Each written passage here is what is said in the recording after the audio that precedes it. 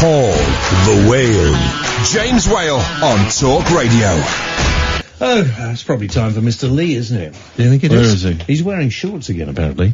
I mean, I don't know if he's wearing shorts. Oh, he is wearing shorts. Oh, dear, oh, dear, oh, dear. And white leg. Oh, no, I don't want to see right that. up to his... No. Oh! Oh, no. No, James? I wouldn't wear... Go on, James, have a look. Oh, God, I wouldn't wear... Hang on. He wants to look properly now. Show him properly. You need to go to the doctors. Well, you've seen that before. Is that unnatural? He's had the same thing. It shouldn't be that colour. It really shouldn't be that colour. No, I've just lost.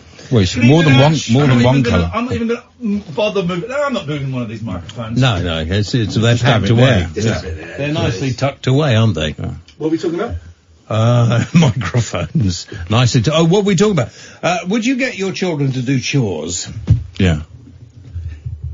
Is this on? Yeah. Yes, I would. Yeah. Good. And I think all children... Take the trash to you do it now, because they're getting to... They'll be asleep now. Not now. Because they're working all day cleaning chimneys. Good. Good.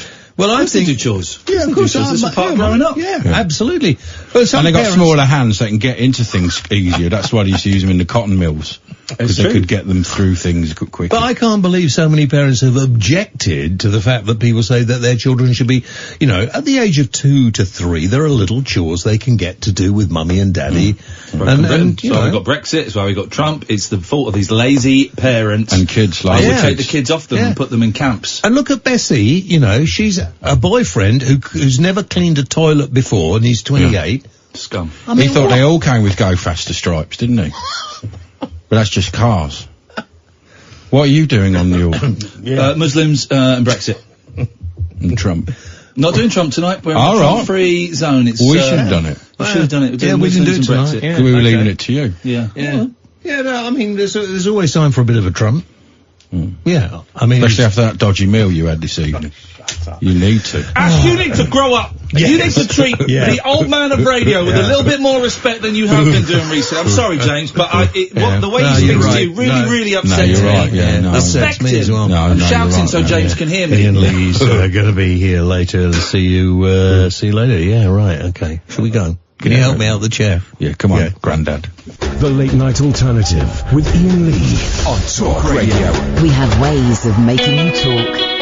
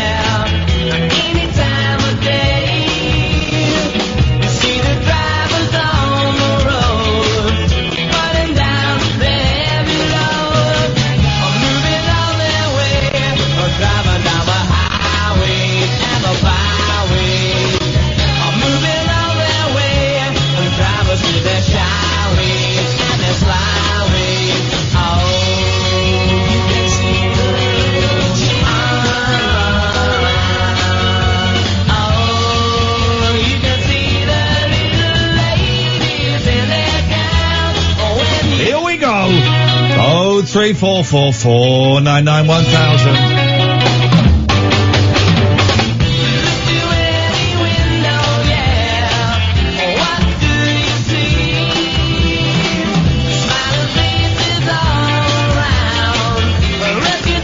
Here we go. It's gonna be a busy show this evening, guys. The new, very tense time. The new listening figures come out in less than 2 hours. The last ones were awful for us. I mean, the whole station went up. We were the only show that went down during the last ones. 1 hour, 55 minutes, we find out just how secure the late night alternative is at Talk Radio. My name is Iain Lee. What's your name, lady? Catherine Boyle. 03444991000 is the telephone number if you want to give us a call. If you've never listened before, lots of new listeners after what can only be described as my tour de force performance on Good Morning Britain this morning. It was tour de force. I made headlines. I got like loads of homophobic abuse. Is it homophobic or biphobic or what is it? It's just twatophobic, I think. It's definitely abuse though, isn't it? It's talking about being, I was a shirt lifter. They talked to me about being bi right at the start of the show. And I sort of knew they were going to do it. But the good thing about the good people at Good Morning Britain is they check with me before, unlike other daytime television shows I've been on, where they check with you and you say no and then they spring it on you anyway. They checked and I kind of went, okay. Only as much as I thought, if I do this, then it gets it out of the way and it's done. Bearing in mind, I turned down thousands of pounds to be interviewed about it on daytime TV a few weeks ago. It turned down a lot of money. Go on. What I found interesting, and the only thing I found interesting about some of the comments that were made by Good Morning Britain fans. Yeah, they're a very special kind. By the way, I think maybe they should have a lie-in because they're obviously overtired, some of them. Oh, yes. You were talking about all kinds of things, and then they asked you about that particular element, right? That's not what they saw. You weren't on there specifically to talk about it, but you would think you were. Apparently, according to them, I'd gone on and just shouted about it. Yes. So I chatted to the researcher. She said, would you mind? I said, as long as we keep it brief, I don't mind. And then I had a lovely chat with Ben Shepherd, who's the nicest person in the world. And second nicest. No, he's the nicest, After Catherine. me. No. God, you're not nice. You're not even in the top 50,000. Gosh. And we had a nice chat, and he sort of congratulated me. He said it must be a relief, and I said it's a great relief actually. And I'd kind of told him how the year had been, and he said, do you mind if we talk about it on air? And I went, yeah, there's a few people in my life who are very, very unhappy with it and no longer speak to me. So I don't want to dwell on it so it looks like I'm rubbing it in their faces. But yes, I would. And then when it came up, I didn't know what to say. I got a bit embarrassed, and it was tough saying it on television because as I said, I've said it on TV now. That makes it real. You know, on the radio, nothing. But I said it was about 90 seconds. And then we talked about Kate Garraway driving a bus. That's breakfast television. Yeah. 90 seconds on me being bisexual. Mentioned the fact that I've been abused as a child. No one picked up on that again. Thanks, guys, for missing the huge herd of elephants that's in the room there every time that story gets mentioned. No one picked up on that. And then I switched on Twitter afterwards in the dressing room, and I'd forgotten the Good Morning Britain audience. Most of them are really good people, right? Most of them are really, really good, lovely people. But you got to remember, a lot of people watch that programme because they like Piers Morgan. So I was called a shirt lifter, bum boy, a nonce, wouldn't want to bend down and pick a pound up in his house. All of that stuff. It didn't upset me. It didn't upset me. It didn't offend me. I thought it was very, very lazy. But it really made me think, my God, my goodness gracious me. This is why we still need pride, because there are some people who would prefer, first of all, there were a lot of people saying, who cares? I don't want to hear about it. Yeah. And then another tweet, and then another tweet saying, well, you it. obviously care about it. It's obviously bothering you somehow. Yeah. And also, the other one I found amusing was, how is this news? Good Morning Britain isn't really news, is it? I mean, it does have news elements, but how is her driving a bus news? They didn't object to that. I loved going on that programme so much, particularly when it's Kate and Ben, because they're and Charlotte, but Kate and Ben, because I just think they're so funny, and I think Kate is very naughty, and Ben is so charming. You watch him, you think, oh, he must be a nice guy. He's not. He's like 10 times nicer than that. So we did that, and that was a thing, and I came back and a shirt lifter, shut up, who cares? That lot have got more rights than us straight people. I mean, they do have civil partnerships which straight people don't have, but I can't think of any others. So there was that. Yeah, the fact that people are still being beaten up for it and can't walk down the street holding hands, or can't go on television and mention a same-sex partner without someone taking offence, I suggest we have a little way to go. There you go. Then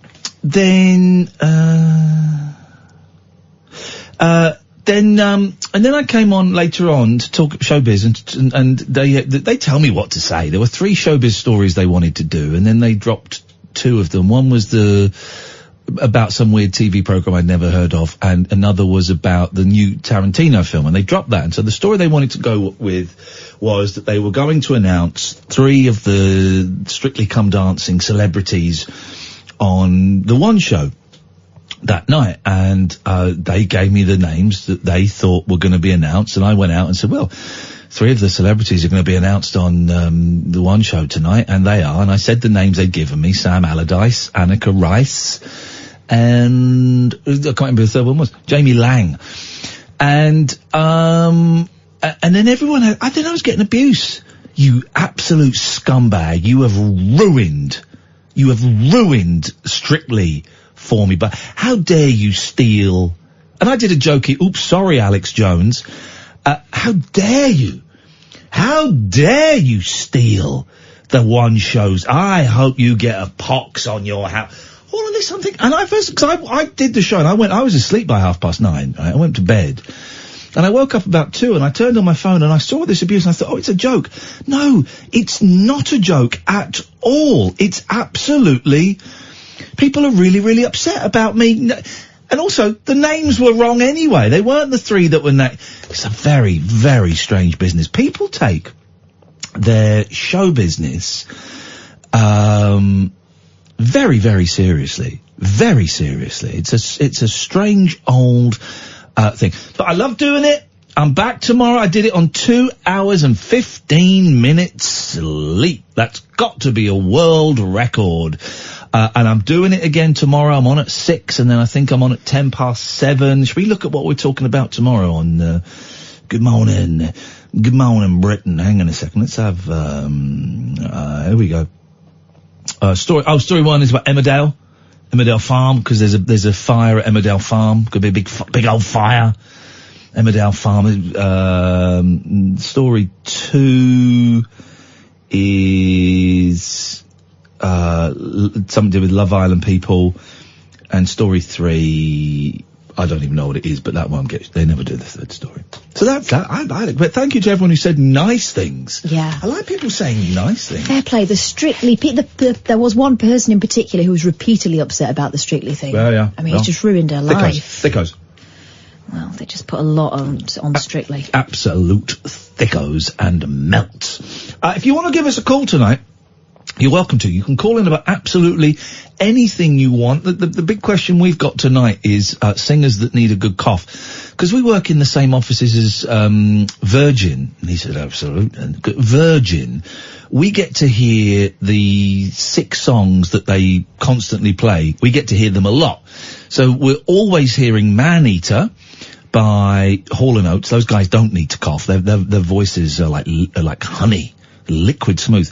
But the one we heard today was, you ever seen a blind man across the mall, looking for the other side? Stereophonics. Oh, jeez, that man needs a cough, doesn't he? So the only phone-in we've got, you can call in about anything, but this is the only phone-in in town. Trust me, he said, fingers crossed that in 1 hour and 47 minutes we were going to get good news instead of the awful news we had last time. Imagine if they go up, boom.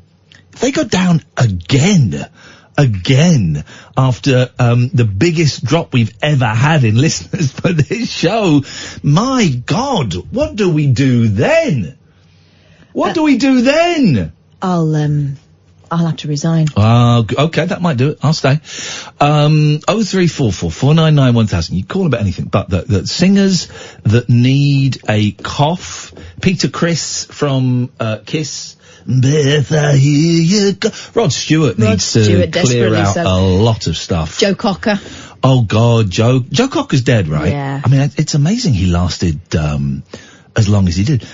What was Joe Cocker's? What was that dancing all about? Oh, the invisible recorder that used to do. He looked.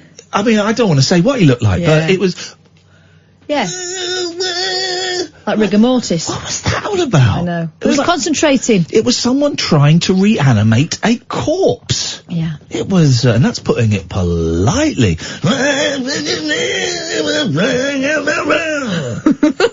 It's like he's trying to start a petrol lawnmower. And let's not forget there are women that need to cough as well. Bonnie Tyler, we're looking at you. Susie Quattro. No, she doesn't need to cough. Yes. No. She's a bit like that. No. We have our first steward's inquiry. Let's, I tell you what. Devilgate Drive. Well, this is, yeah, what else was I going to get? Let's take a little trip down Devilgate Drive and let us see, if Susie Quattro. I want to go down to Devilgate Drive! Yes, she does. You're absolutely right. I do apologise, Catherine. 0344 499 1000. This is the Late Night Alternative. We're on every weeknight from 10. Iain Lee and Catherine Boyle, only on Talk Radio. The Late Night Alternative with that man, Iain Lee. There's no strangers here, just friends you haven't stalked on Facebook yet. Have never sent my picture to anyone who didn't request it. The Late Night Alternative with Iain Lee on Talk Radio. Yes. Who were you just thinking of? Stevie Nicks. Stevie Nicks, yeah, she needs a good cough. Singers that need a good cough, 03444991000. And anything you want to call in about. Loads of people have said, oh, you're allowed to talk about politics, but we're not. You can if you want. I would really ask. I don't like the way you're sitting in that chair, Catherine. I'm really sorry. That looks arrogant to me. Good. No, no. Deal with it. I can't, I can deal with it. I refuse to deal with Try. it. She is sat. Tolerance for arrogance. She is sat, side on with her left arm draped over the back of the chair. Like I own the place. I think it's disrespectful. Good. I think it's cocky. Yep. I think it's rude. Good. And I command you to stop. Command you, as your boss, to stop. No. How do you think that's going? And now what she's done now, she's tilted her head back and she's looking down her nose at me.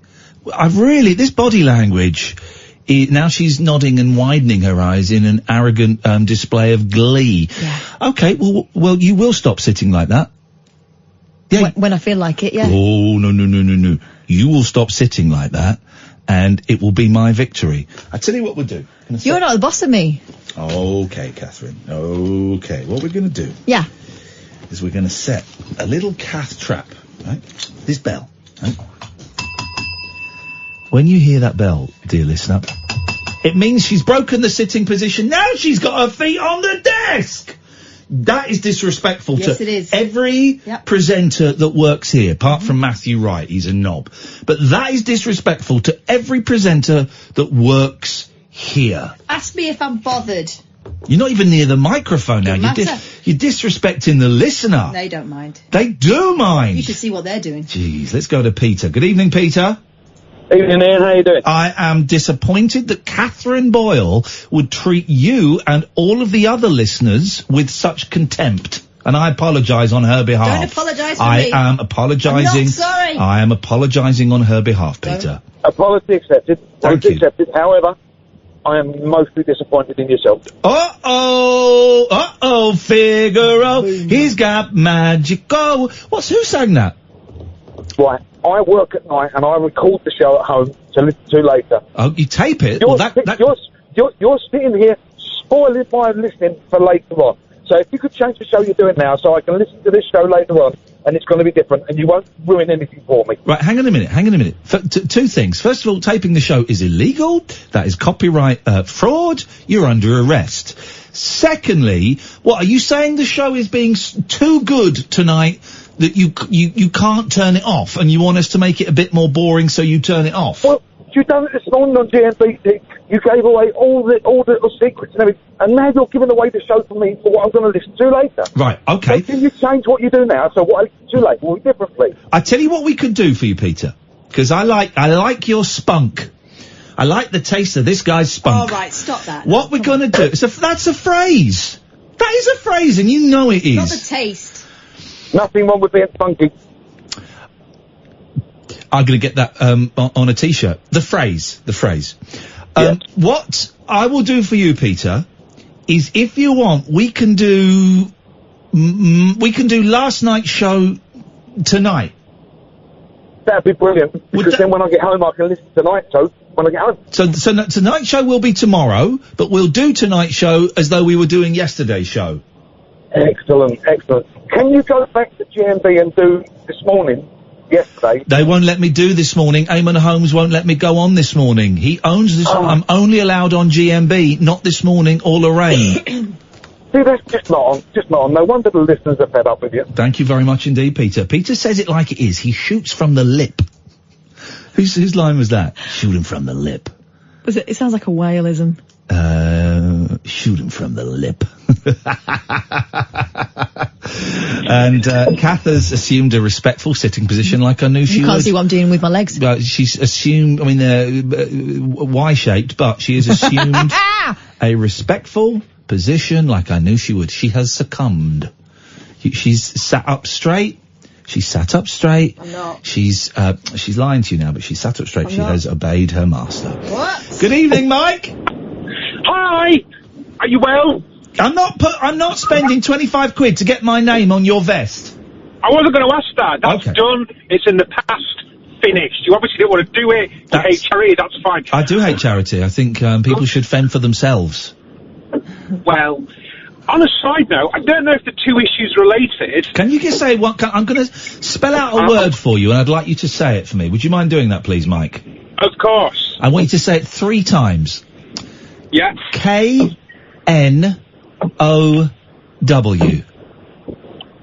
K-N-O-W. Yes. No. But say it. Hold on, I'm going to put you onto handset. Hold on. What? Yeah, I was driving. Okay. Could you just went nah? That's because I lived in Hull for 10 years. No, I love it. It's a great way to. That's what I'm saying. I don't know if you know. Oh, I don't like the fact I say that. Say no. No and no. No. That's what they say. Yeah, they do. They say in Hull. They say no. Yes, no. And now I live in Nottingham. I've got something of a Nottingham twang as well. Hey, I can do 2 sentences in Nottingham, and I lived there for she did it like last 3 night years. as we left the office. She did it. Here's what I've got, because it is an extraordinary accent, isn't it? It's kind of such a mixture. But here's what I learned in 3 years of living there. Here we go. Put your coat on. It's code art. And I've got no money now, but I will have ended week. That's good. My best accent is South African. It's really good. Come on then. How you doing, 13? You all right? Okay. Nice to meet you. It's good, isn't it? I used to go to South African girl. She was crazy. I mean, like, crazy. She pushed me out of her upstairs window once. That's a true story. Oh, my. What? She was really drunk and pushed me out of her upstairs window. Flipping heck, man! You can stop doing the accent now, please. But what? How are you not dead? It was only a first floor. Yeah, first floors are 1 up, aren't they? Are they 1 up? Yeah, they're 1 up. I was like 20, so I was tired. Bouncy bones. Like unless you're in America, then the first floor is the ground floor, which is stupid. Did you see the footage today? It was on GMB of the 3-year-old Chinese kid who fell out of a window and was hanging on the balcony of the 6th floor, and then was caught by a load of people holding a sheet. Yeah. You know, like in I read about it. the Bees. Like an episode of 999. No, I couldn't watch it. I heard about it, but I can't watch that. By the way, Mike, you've just given us our second phone in. We've got singers who need to cough. And have you ever entered or left a building via a window? 0344 499 1000. This is going to be good. This is going to be good. Right, Mike, please get to the point.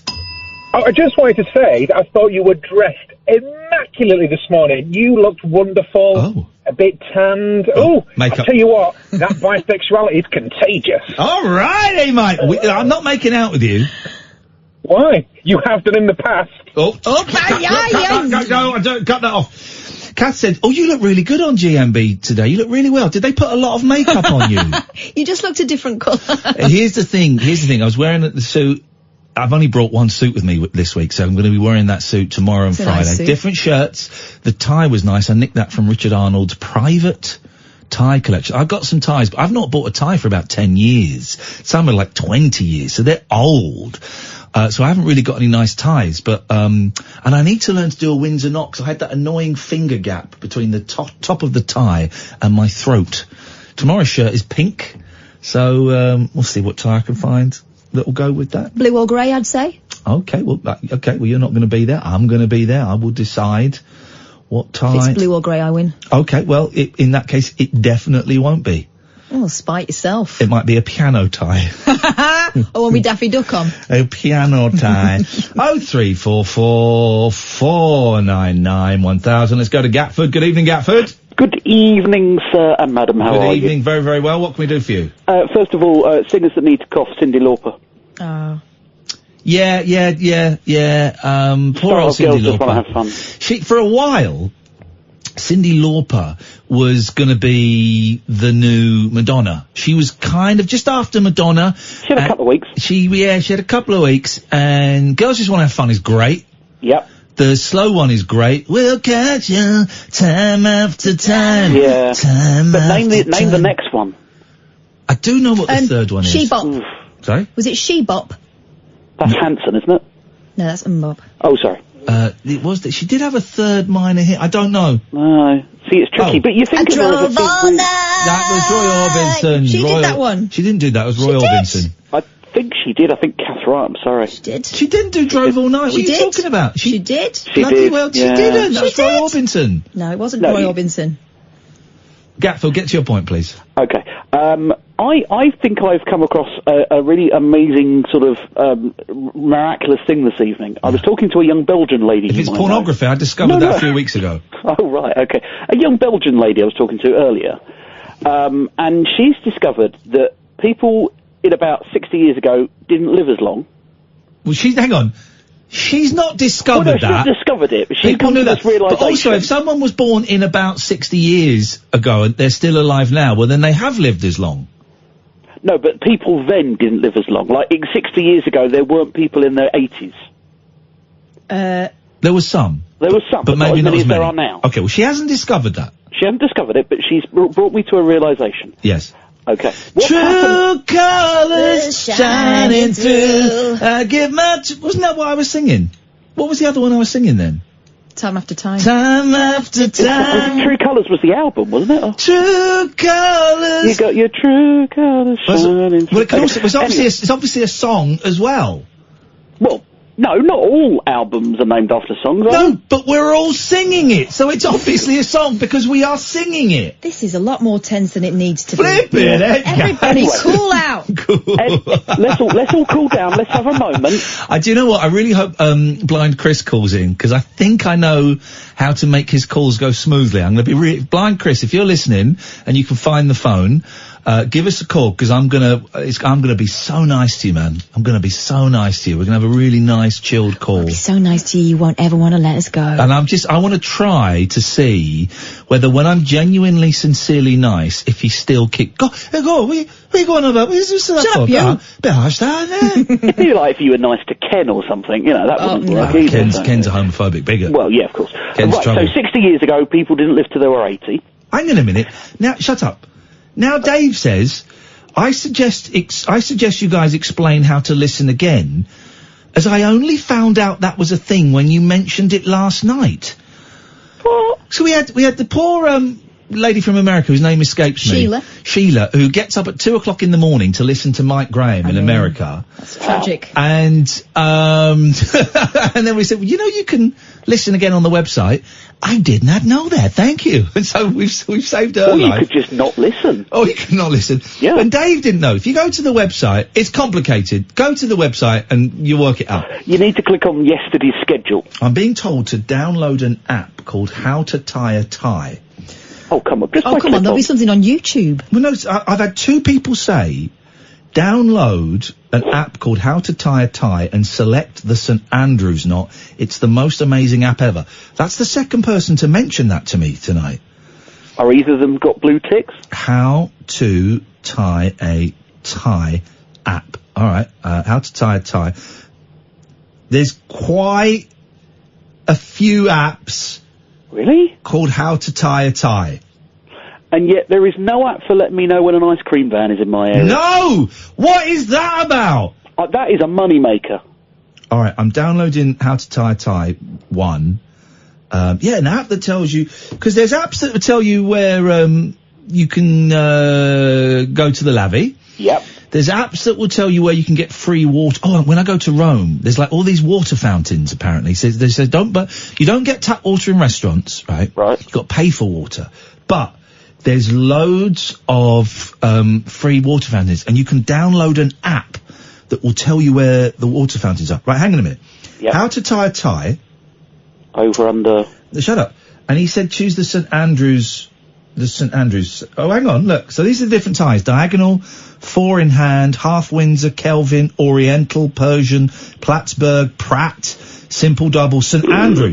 Here we go. The St. Andrew. The knot has a depth which allows it to stand up and drape well. Okay. The tie knot. Whoa, you're joking. The tie knot should begin inside out. Huh? What, the tie? Bring the end of the tie into the narrow. Hang on a minute. That's how I tie. Oh, that is complex, but my God.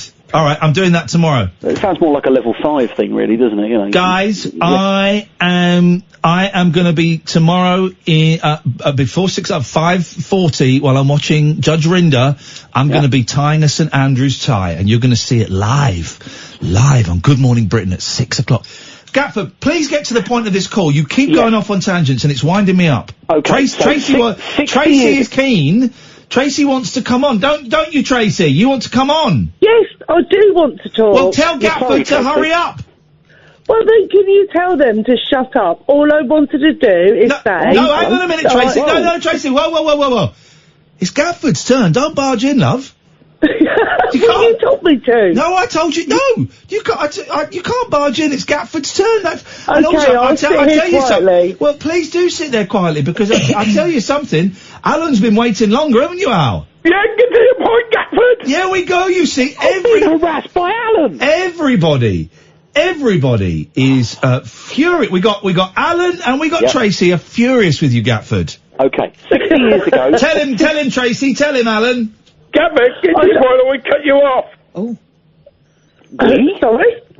Get to the point, Gatford, or we cut you off. Okay, 60 years ago, people didn't live till they were 80. What wasn't around 60 years ago was roughly the NHS. Okay. Also, incorrect. The NHS was around. Incorrect. The NHS was around 60 years ago. Next point. Roughly. Yeah. Well, you're out by about 15 years. Okay. So 75 years ago. 75 years ago, people didn't live to their 80 because there wasn't the NHS. You talked about 60 years ago. She was Belgian. There was something in the translation. Hurry up, Gatford. Get to the point. Hurry up. You lived longer.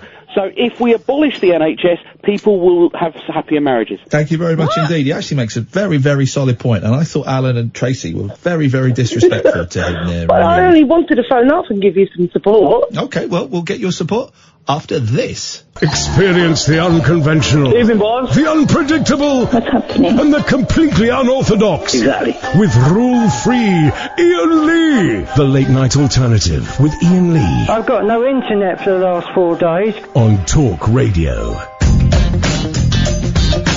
0344. Sorry, but the person you've called isn't available. Hang on, keep that. Why not leave a message so they can get back to you? I'll leave a message. Just speak after the tone. Okay. When you've finished your message, just hang up. Or to hear more options, press 1. Hello, Tracy. It's Iain Lee. We were just about to go to you and you hung up. I've called you back and you've not had the courtesy to answer me. You have ruined tonight's show. I hope you're happy with yourself. I don't know how people like you can sleep at night. You disgust me. I will not be standing for that, Catherine. I will not be standing for that. 0344 499 1000. Have you ever entered a building via a window or left a building via a window? 0344 499 1000. Kath has just got a dirty smile on her face. We'll get that story later. And singers, what do need a cough? Good evening, Helen. Hiya, boss. Hi, Kath. Yep. First of all, wage job prediction. I think listening figures will be up 50%. That's a big old leap, Al. That is a big old leap. That's my prediction. Man, I'd be happy with a holding steady at the moment after the way we've been free-falling the last couple. All right, thank you, buddy. Thank you very much. And what's next? Well, good morning, Britain. I watched back on the ITV Hub. You've done really well coming out like that on national television. Thank you very much indeed. Not everybody's happy, but that's the way it goes. Fair point. Singer that needs a cough, Marty Pello. You are joking. He's got a voice like melted chocolate. Well, talking about. I mean, maybe when he was using heroin, he might have needed a cough. But he's been clean and serene for a long time. I'm not talking about recent Marty. I'm talking about the early days of when he was in Wet, Wet, Wet. Yes, his voice was like melted butter dripping off a slice of toast. What are you talking about? Did you hear him do Angel Eyes? With those angel eyes, whoa, set me on fire, baby. Yeah. That's a perfect cough song there. Do you know what we mean by singers that need a cough? We mean singers that go, like Roger Daltrey. Out of my brain on the 550. That sounds like me when I was doing Star Trek and I'm a karaoke. Okay, Alan, you need a cough, and you need some form of help. No, I will not put Marty Pello. Who does he think he is? One of the smoothest voices around. That's why I was trying to say kind of things that were very smooth to illustrate that. 0344 499 1000. Let's go to one of my favourite callers. Good evening, Chris. Good evening. Nice to have you on board, mate. What have you got for us tonight? Because you started talking about Marty Pello then, and I started singing along then. Go on then, you have a little sing, buddy. Seeing you in the morning. I've forgotten the rest. I don't know that song. Which song is that? Sick of seeing you in the morning. Sick of leaving in the morning with the love you gave away. Sick of hearing. Tonight I'm going to take out all that I can give. Oh, yes. He's good, Marty. How can Alan think he needs a cough? How dare he?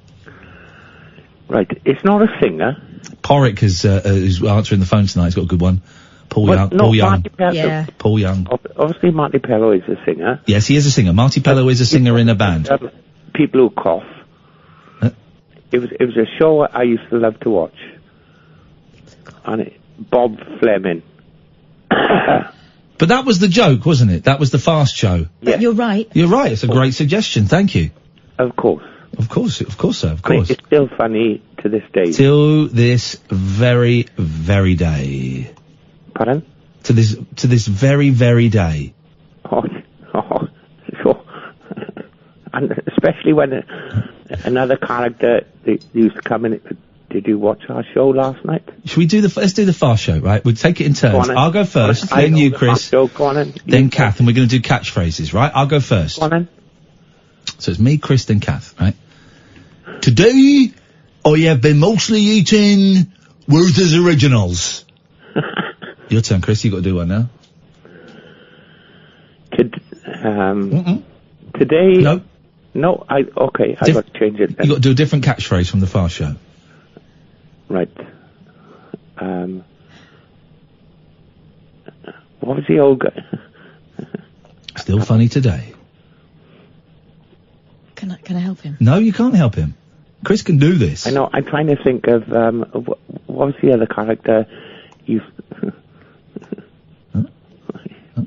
to like milk and things. Okay. Tracy, do you want to help him now that you come back, you scumbag? Oh, sorry. It's not... Hello, Tracy. Sorry, the line's not great, scumbag. Oh, is it not? I thought you were going to be nice to your listeners. I'm being nice to you. I'm being nice to you, Chris. I'm being nice to Tracy. I like Tracy a lot. She's just a scumbag. Tracy, do you want to help Chris? We're doing the fast show catchphrase game. Right, the fast show catchphrase was... As if there was one. Oh. Legs. Inside leg measurement. The catchphrase was inside leg measurement. It was a little catchier than that, but you're on the right track. Oh, legs. Inside leg measurement. You know what I mean. I do, but you're not, but you've got to say what I mean, you scumbag. Please don't. I've just phoned up to say hello. I know, but you're helping Chris now with his catchphrases. Chris wanted to play the fast show. I've never been into a menswear shop like that. Oh, suits you. There it is! My turn. Kath's turn. Ooh, Scotcho! Okay, my turn. Oh, I used to like her as well. My turn. God bless her. My turn. Colin, and God bless her. My turn. Go on then. Go on then. I'm a little bit woo, little bit woo.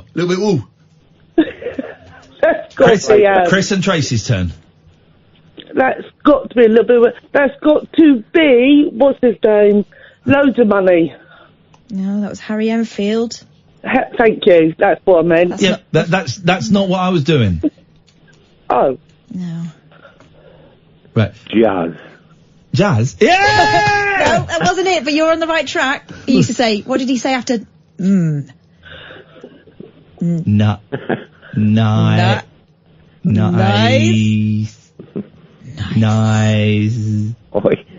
Sorry? Nice. He would go, nice. He's gone to sleep. Okay, your turn, Kath. All right, here's one. What did he say, Roy?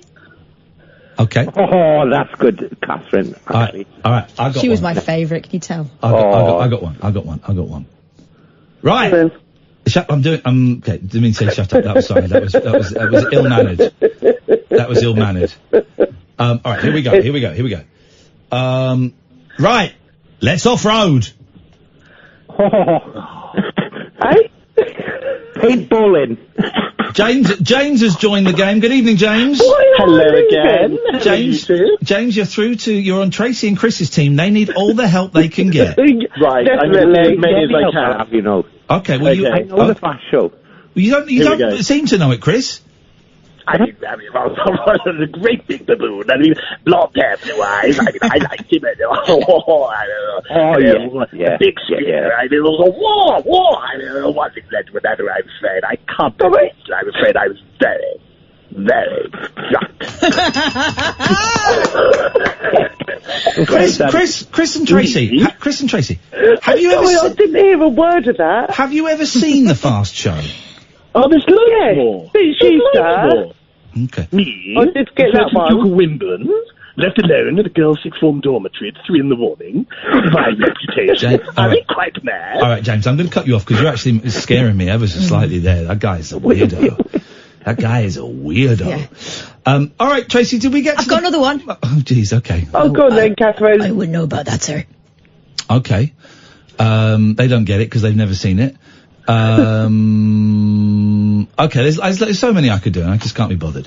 Tracy. One last one. Go on then. Sorry, I interrupt Tracy. Then I do. That's all right. Don't worry. Stop being. Jesus, I want to die. My name is Mike. I can't. Hello, Mike. My name is Mike. Michael Caine, and that woman. I found it hilarious, actually. What was it? Do it again. The Michael Caine parody they used to do. Okay, can you do it for us? I can't. I'm from Wales. Okay. That would be. I don't think Michael Caine ever said I'm from Wales. Wasn't he supposed to blow the bloody jaws off? I could report you to. What's it called? Well, find out and then report us. Thank you very much indeed. 0344 49. We're not going to help you report us by telling you who to report us to.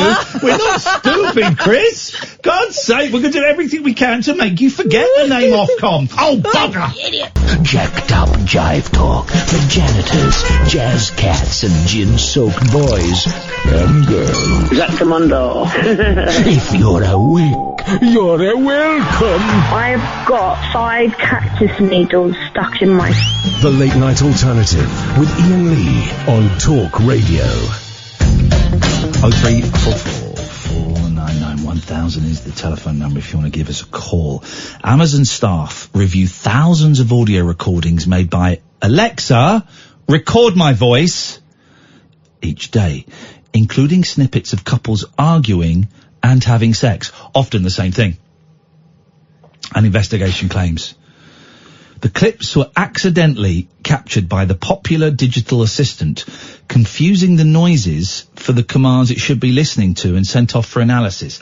Now, listen, I don't know much about how computers work and those kind of things, you know, the algorithms and all of that stuff. It's a complicated It's a complicated... Crazy now. Steady. That wasn't what... What's a mucky pup? That was on YouTube. Hang on a minute.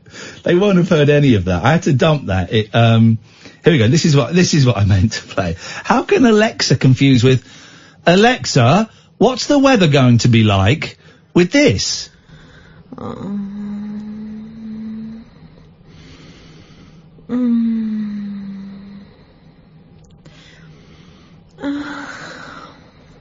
Alexa, can you order dog food?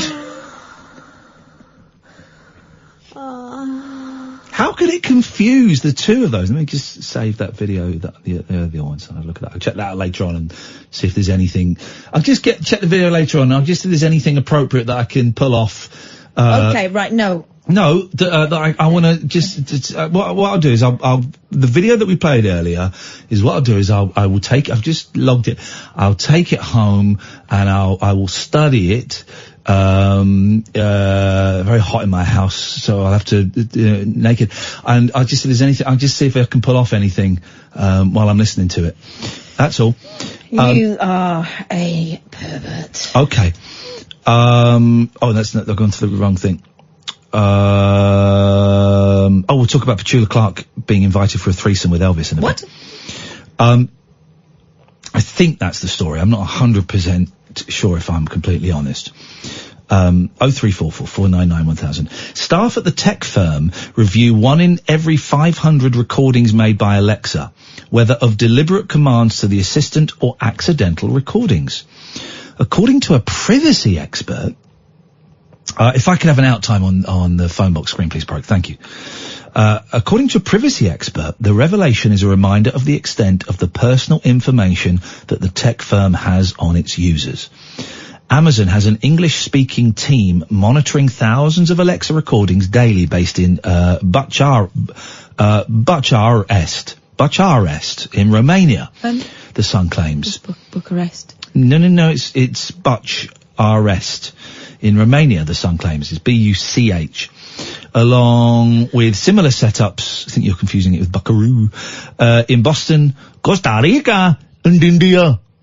Members of these teams are allegedly privy to manifold personal moments accidentally captured by the digital assistant, including arguments, money talk, frank discussions of medical issues, and the sound of users having what can only be described as sex. I don't trust these things, although I think they might advertise with us, in which case I really trust these things. I asked our Alexa something quite rude the other day in front of the girls, just like to be cheeky and stuff, and they said, "Don't! Daddy knows what we ask it." How does Daddy know? Apparently he gets an alert. Hey Siri, do you record me? Hey Siri. Hey Siri. Even she's not listening to you anymore. Hey Siri, do you Hey Siri. Hey Siri, do you record me having sex? Siri's in a really funny mood with me tonight. It's been said that couples having sex and even what sounded like a sex attack have been heard by staff. A former Amazon analyst told The Sun. I can't read the word analyst. Well, yes, I know. So that's why there was a long pause there, guys. I can, but it takes a while. There were times when I heard couples arguing at home, and another when kids were trying to teach Alexa to swear. Well, we know that goes on. We were told to focus on Alexa commands, but it was impossible not to hear other things going on. Amazon told us everyone we were listening to had consented, so I never felt like I was spying. 6.5 million. It's estimated Amazon's Echo and Echo Dot, on which Alexa operates, can be found in around 6.5 million homes in the UK. Genuinely, I don't know what the point of them is. I don't know how it improves your life. My ex-mother-in-law had one, and we would just go around and play, Guess Who, 20 questions, and get it to tell jokes, and that was it. And I don't quite know.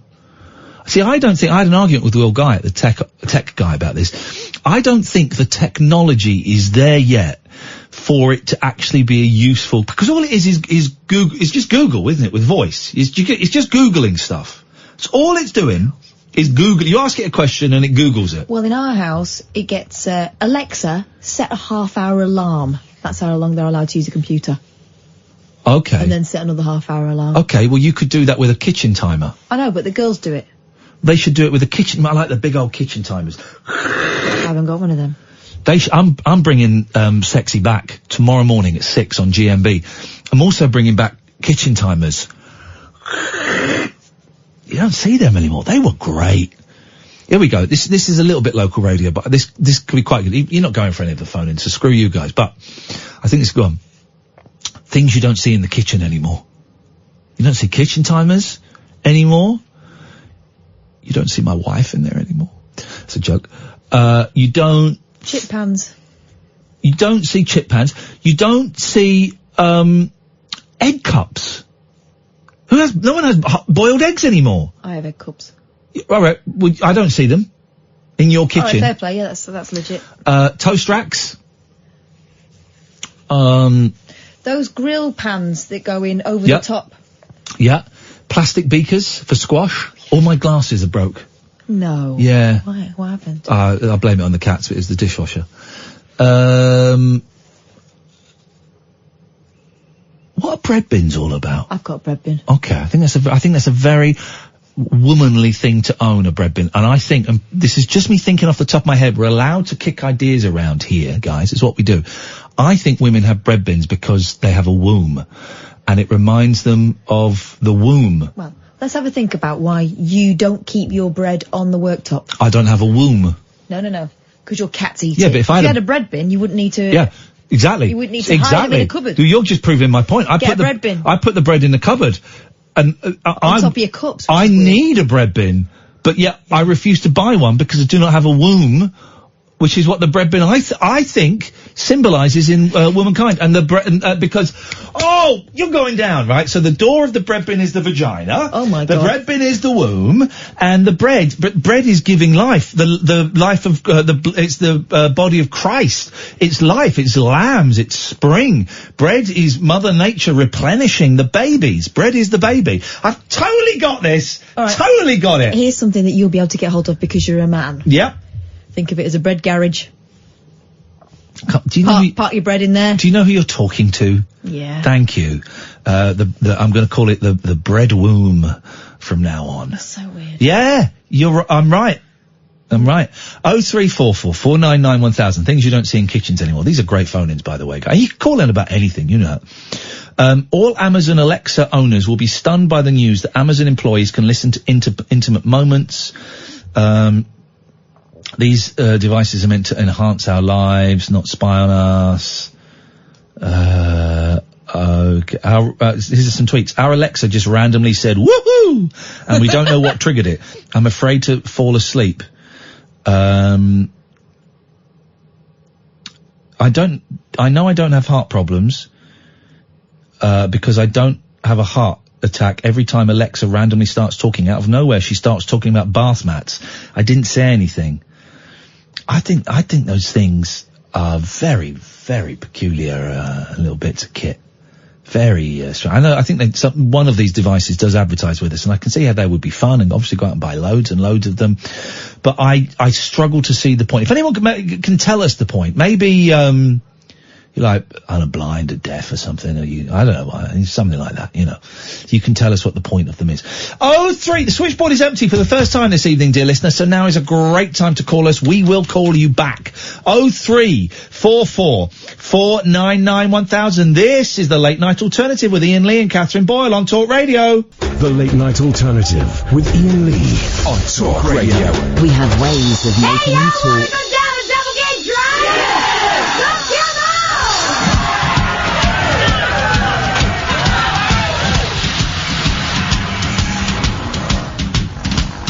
Welcome to the dive.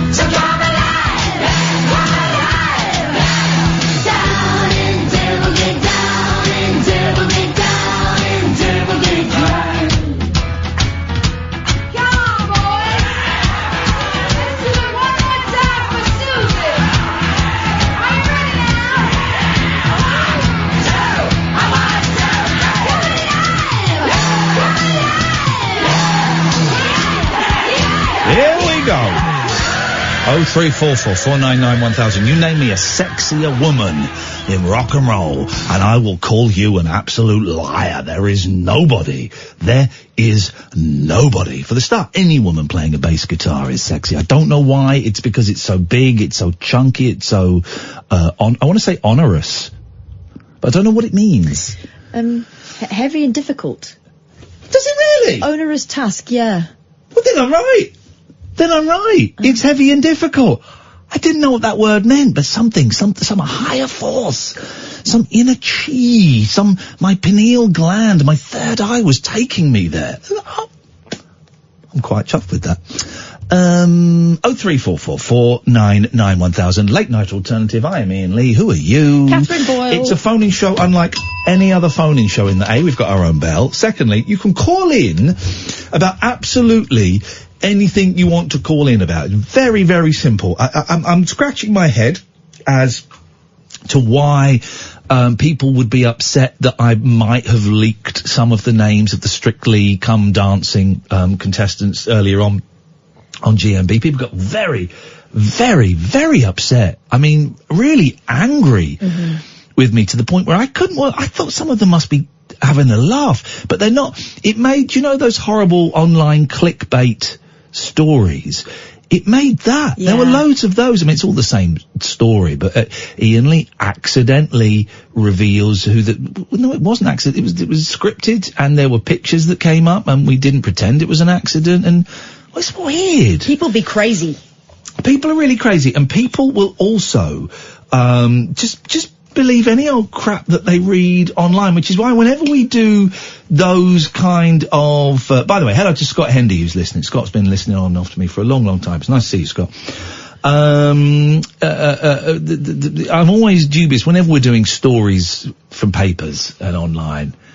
I do think most of it is rubbish, is made up. There does tend to be a GMB story or a Loose Women story every week. Yeah. Massive row on Loose Women. You look into it, it wasn't. Yeah, you watch the clip and you go, it's yeah. Janet Street Porter drops her clanger. No, she didn't. No, her clangers are very, very much held up. Pa says, any other songs where the singer mentions their own name, like Susie? That's a good one. That's a good one. Okay, 0344 499 1000 is the telephone number. But some of the stuff we have talked about, entering or leaving buildings through windows, things you don't see in kitchens anymore, teapots. I've got a teapot. Okay, when do you see it? Is it in a cupboard? No, it's on the worktop. Right, I use it. You know why I use it? I had to dump myself. I had to let out an F-bomb there because you just really get on my nerves tonight. Do you know why I use a teapot? To make tea. Because I'm not an animal. When that delay's built up, I'm going to drop another F-bomb because you are getting right on my wake. What you're finding out is that I live fine. She's an old-fashioned lady. Got a bread bin, I've got egg cups, and I've got a teapot. And all get used. Bread bin, womb, egg... what are they called? Egg cups? Egg cups, boobies, teapot, bunghole. There we go. What? We've got it all. What comes out of a teapot? Tea? What colour is it? Well, golden. Oh, okay. Well, in that case, it's the front. That's the front. Tea is brown. Depends how long you leave it in, and what variety it is. I also have many different teas. Tea is brown. What tea do you like? Do you like white tea? No, because there's no such white tea. Oh, you're just being vulgar. There is something. You're being vulgar. There's no such thing as white. There is. What colour is it? It's brown. It's a lighter colour. It's brown. Than black tea. Tea is brown. Gosh. Tea is brown. What you can't deal with is my sophistication. Hit record and play on the video, right? You need to stop laughing now, because this is serious. Can I just say, right, this is... last week I said that I thought Donald Trump and Boris Johnson were racist. Why did I say that? Because of the words that they've used, right, in articles, in conversations, and in their tweets. They have used racist language. And call me old-fashioned, guys, but I tend to think if you use racist language...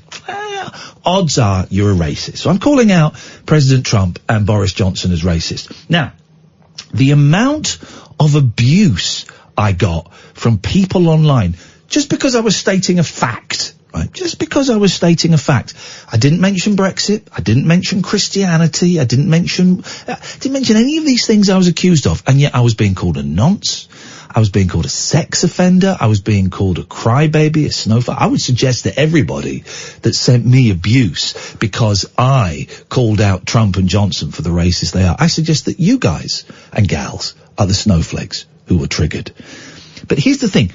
The feedback that I got from so many angry people, simply because I called out racism, made me almost embarrassed and ashamed to be white. Because all of these white people were having a go at me and defending really aggressive, really nasty racist language. And it made me feel almost embarrassed and ashamed to be white. What a world we live in when someone who is calling out racists is the person that's attacked instead of the racists. There we go. Get that clip going viral. Let's get that clip viral, shall we? Here we go again. Okay. If they don't want to come on, I don't want to know what they're saying. Well, put him on. Don't bother typing up on there. We'll let them do it. 0344. Lane, here's the problem, right? Your phone. Lane is saying, I can't get through again, ringing, not answering, right? You are the only person who rings us and can't get through.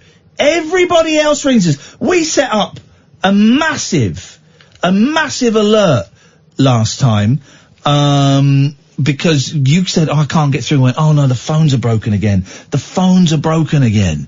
And we contacted the engineers. I sent a snidey email to my boss and my agent threatening to walk. It was only you, Lane. It was only, for some reason, your phone is not accepted by us. So stop this bullshine right now. 0344 499 1000. Good evening, Brian.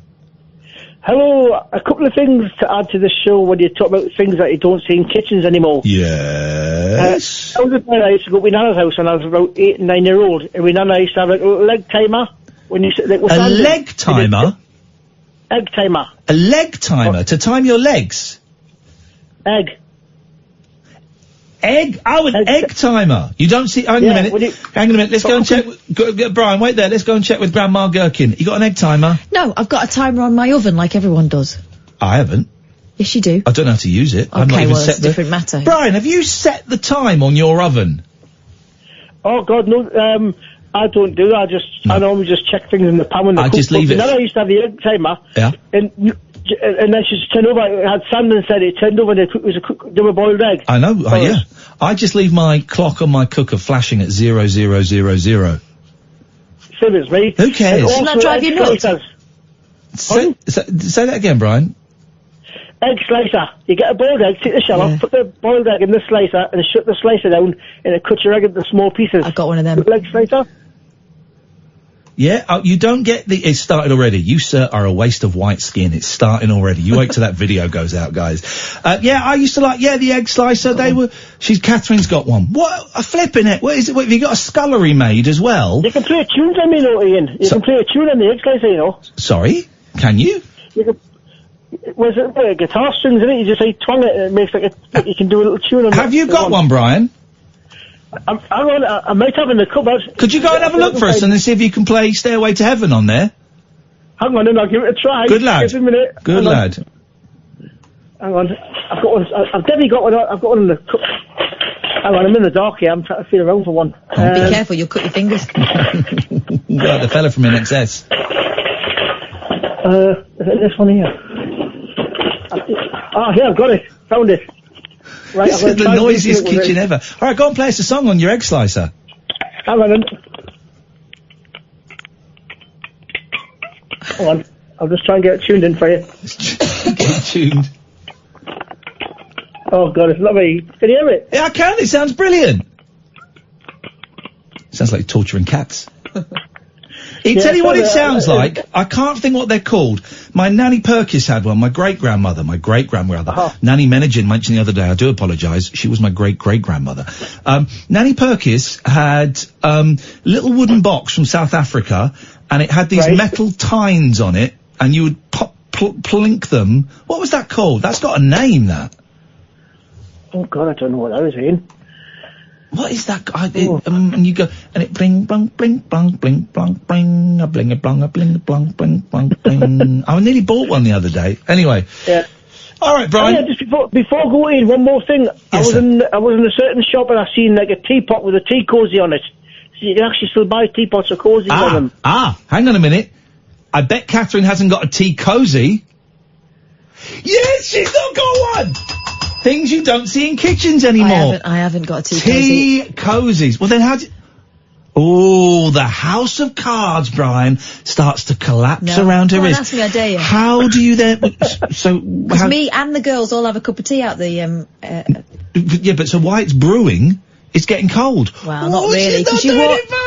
Again, I'm not an animal. You warm it first, don't you? Yeah, all right, mate. All Does she have a water bottle, by the way? That's a bit personal, Brian. In the winter time. It's a little bit, but you've got a hot water bottle too, so. I love a hot water bottle.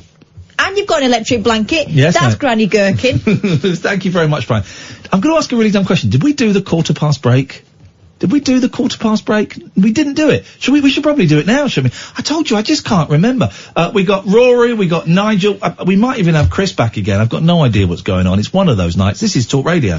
Take a trip into the alternate reality of late night radio. I think I'm in something like the Matrix, and so are you. The Late Night Alternative. Hello. With Iain Lee. Is there anybody out there? On Talk Radio. Hello. Some shows tonight. The best. Here's the thing. I'm doing Good Morning Britain every morning. That's Thursday. I'm doing it tomorrow and Friday. It means I get 2 hours. If I'm lucky, I get 2 hours 25. I got a little bit less than that last night because I was just worried about. I had to iron a shirt, which I've done already, and I was just worried about waking up and all of that. And I was a bit angry because I had to pay for the hotel room, which was supposed to be paid. All of that stuff. But it means by Friday I'm going to be shattered, and I think this show gets better the more tired what I am. It gets more psychedelic. In fact, I wonder if I've got my, Oh, have you got a lead for a hard drive? Yeah. Do you want to get it? Get it in the next break. We might play around a bit later on. We got Nigel, we got Chris, but before that we've got Rory. Hello, Ian. How are you doing? I'm very well, Rory. Are you on speakerphone? Good. No, sorry, it's Bluetooth. Is that as bad, or is that... Unless there's some disability that's preventing you holding the phone in your hands, then, yeah, that's bad. Oh, is that better now? Yep, much better. Good. Bluetooth. Have you got an earpiece? Is that what you were talking to us on? An earpiece, like one of them things that taxi drivers had in early 2000. Is your phone clipped onto your belt as well? No, I lost that about 2009. I'm sorry to that. What a year that must have been. Oh, I know. It was so good. Anniversary this year of 10th anniversary of you losing the belt attachment for your mobile phone. What are you doing to commemorate? Oh, God. I'll go and try to find another one in the river, maybe, or something. BBC local radio is having a month-long season of tributes and vox pops about the experience. What's it called? It's going to be good. So what have you called in for us tonight, Rory? Why have you called in for us? Not what? That's a crazy sentence. I called in because you put out a topic, and I thought I had an answer to the topic. Yeah. Okay. Songs where the singer mentions their own name. Yeah, go on. I like this. The Bottle by Gil Scott-Heron.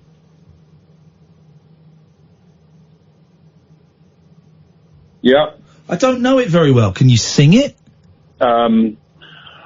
See that black boy over there running scared? His old man in the bottle. Can you sing the bit where he mentions his name? They turned to me and they asked me, Gil, now, don't you think it's a crime? Time after time after time, people in the bottle. There's people living in the bottle. Rory singing Gil Scott-Heron, someone I'm not particularly familiar with. But I'm certainly aware that Rory is capturing that black vibe that I know that Gil Scott is so powerfully a communicator of. Rory, it's on the list. Cool. Do you think it's a good idea to be that tired though? Sorry? Like, know the way you're being tired and stuff, and you're going to be shattered by Friday. I know I do that sometimes and I get like a high from it. Yeah. I have to do it. Here's the thing, I have to do it because it pays really well, right? These 3 days, these 3 days are going to pay my mortgage for the month, right? And the job itself is easy. I mean, today I was on air for 9 minutes.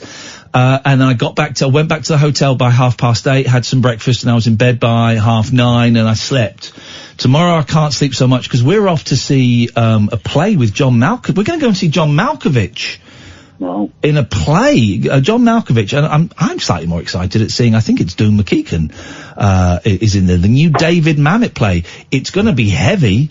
It's going to be heavy, man. I saw Doon McKeegan once on the tube, and she was reading a book, a Flann O'Brien book. Oh, there you go. Okay, I see. We noted the book she was reading. That's not weird and stalkery at all, is it? I like Doon McKeegan. I think she's a brilliant actress. I think she's very, very funny. And it'll be nice to see, I would say a cult British star, maybe slightly bigger than a cult, opposite a really famous American actor. It'd be an interesting pairing. I don't think I've seen a David Mamet play. I've seen the film of the boring. I've seen the film. What's the Al Pacino film that's David Mamet? They're all salesmen. Nigel will know. Nigel, what's the Al Pacino film where he's a salesman, written by David Mamet? I have no idea. Sorry. Okay. No. Okay. We'll come back to you in a minute, Nigel. That's a shame. Someone. We're just trying to. We're just trying to raise people up, trying to get highbrow here for a little bit. That's what. So, Rory, Glen Ross. Yes, man. It was Glen Ross, Nigel. Oh, was it? Yep, it was. Rory, anything else? No. Good to talk to you again. Hope you're having a nice time.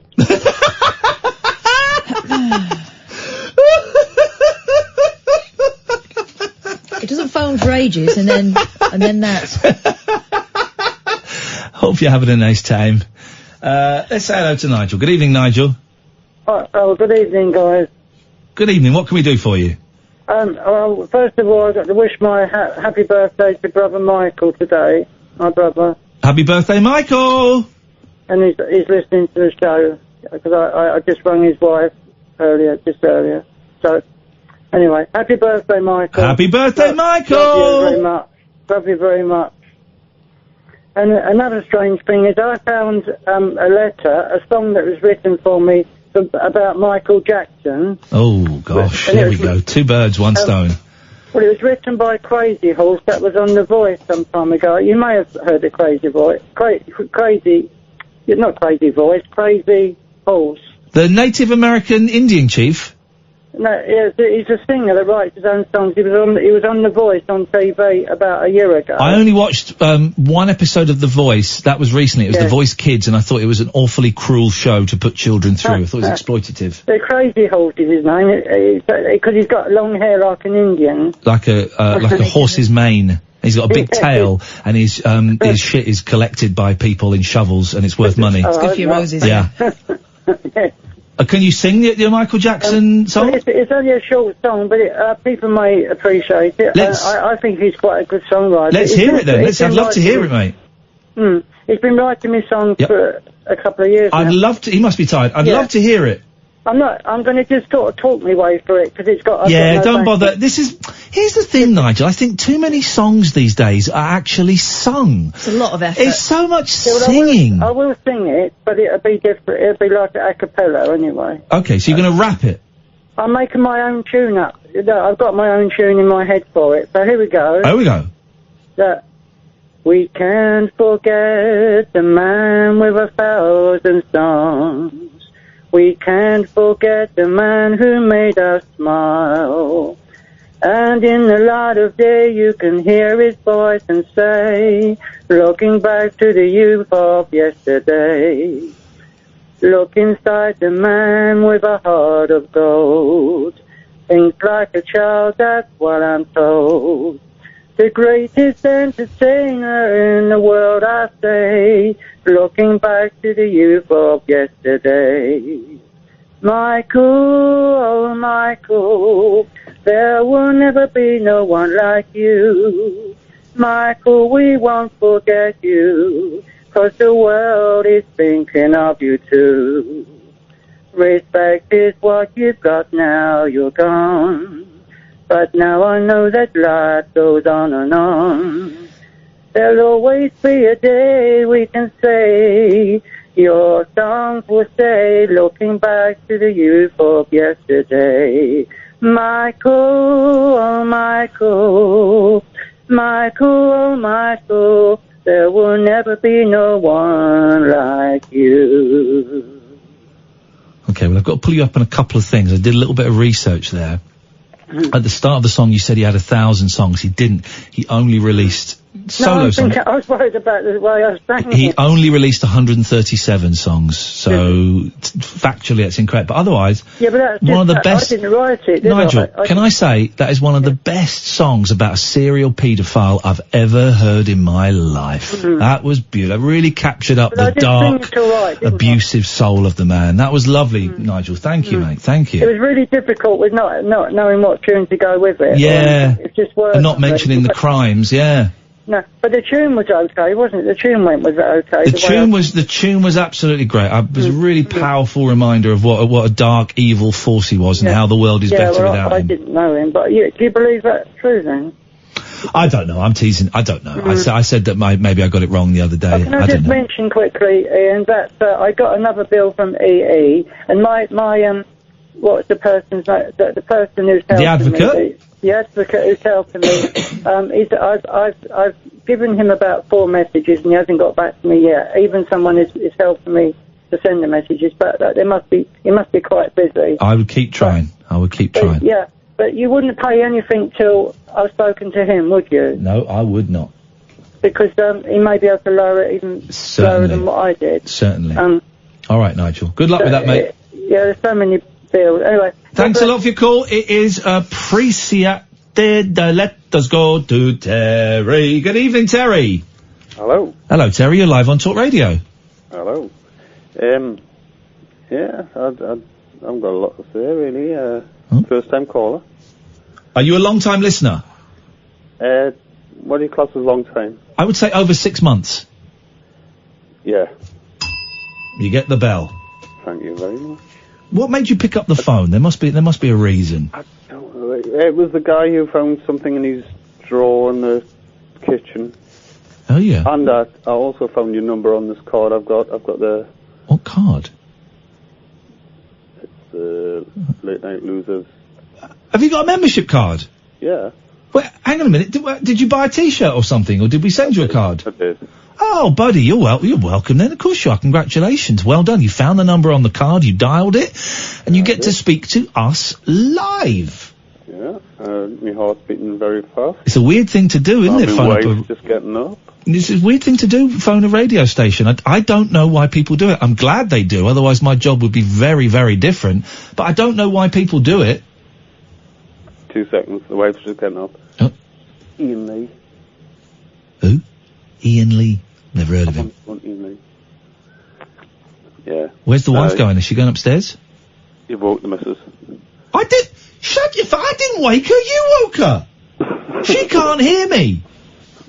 You woke her, Terry. Don't blame it on me. Are you in bed? No, I'm downstairs. Okay. I'm not with her. Here's the thing, right? Is your wife gone? Are we alone? She's gone in the kitchen. Okay. Why did you call in? I'm feeling there's a reason you called in, that you're dancing around. About unusual stuff in the kitchen drawers. Oh yeah, go on. All right. Well, what the guy found a egg slicer. Yeah, he could play Stairway to Heaven on it. Well, he couldn't, but. Well, I've never heard Stairway to Heaven, so I don't actually know. A lot of people enjoying the Michael Jackson song on Twitter. A lot of people enjoying. Did we? Could we lift Nigel's Michael Jackson song and get it sent over? Would that be okay if you could spend the next few minutes lifting that and then email it over to me or Kath, and we'll play that again. Okay. So have you found anything? I haven't. I'm actually on the house phone, so I'm not actually on my mobile, so I can't walk past the living room at the minute. But I would imagine people have so much crap in kitchen drawers. Yeah. Do you know what I mean? Yes. Yeah. Yeah. There's got to be like, that could be like a conversation of the night. It's kind of what we're doing. In your kitchen drawers. Well, what is in your... I've got a flick comb. Oh, I'm sorry. I didn't realise you were a 1950s greaser. Gonna go out with the Teds. I didn't realise. I'm hitting 40 now. A flick comb? I've never even seen a flick comb. I've only seen them on happy days. My granddad used to have one. And he was a greaser. Okay. All right, Terry, listen, we got that. Flick comb is on the list. Thank you very much indeed. This, dear listener, is Talk Radio. The wild man of late night radio. The Late Night Alternative with Iain Lee on Talk Radio. I really want to hear that Michael Jackson song again. Had the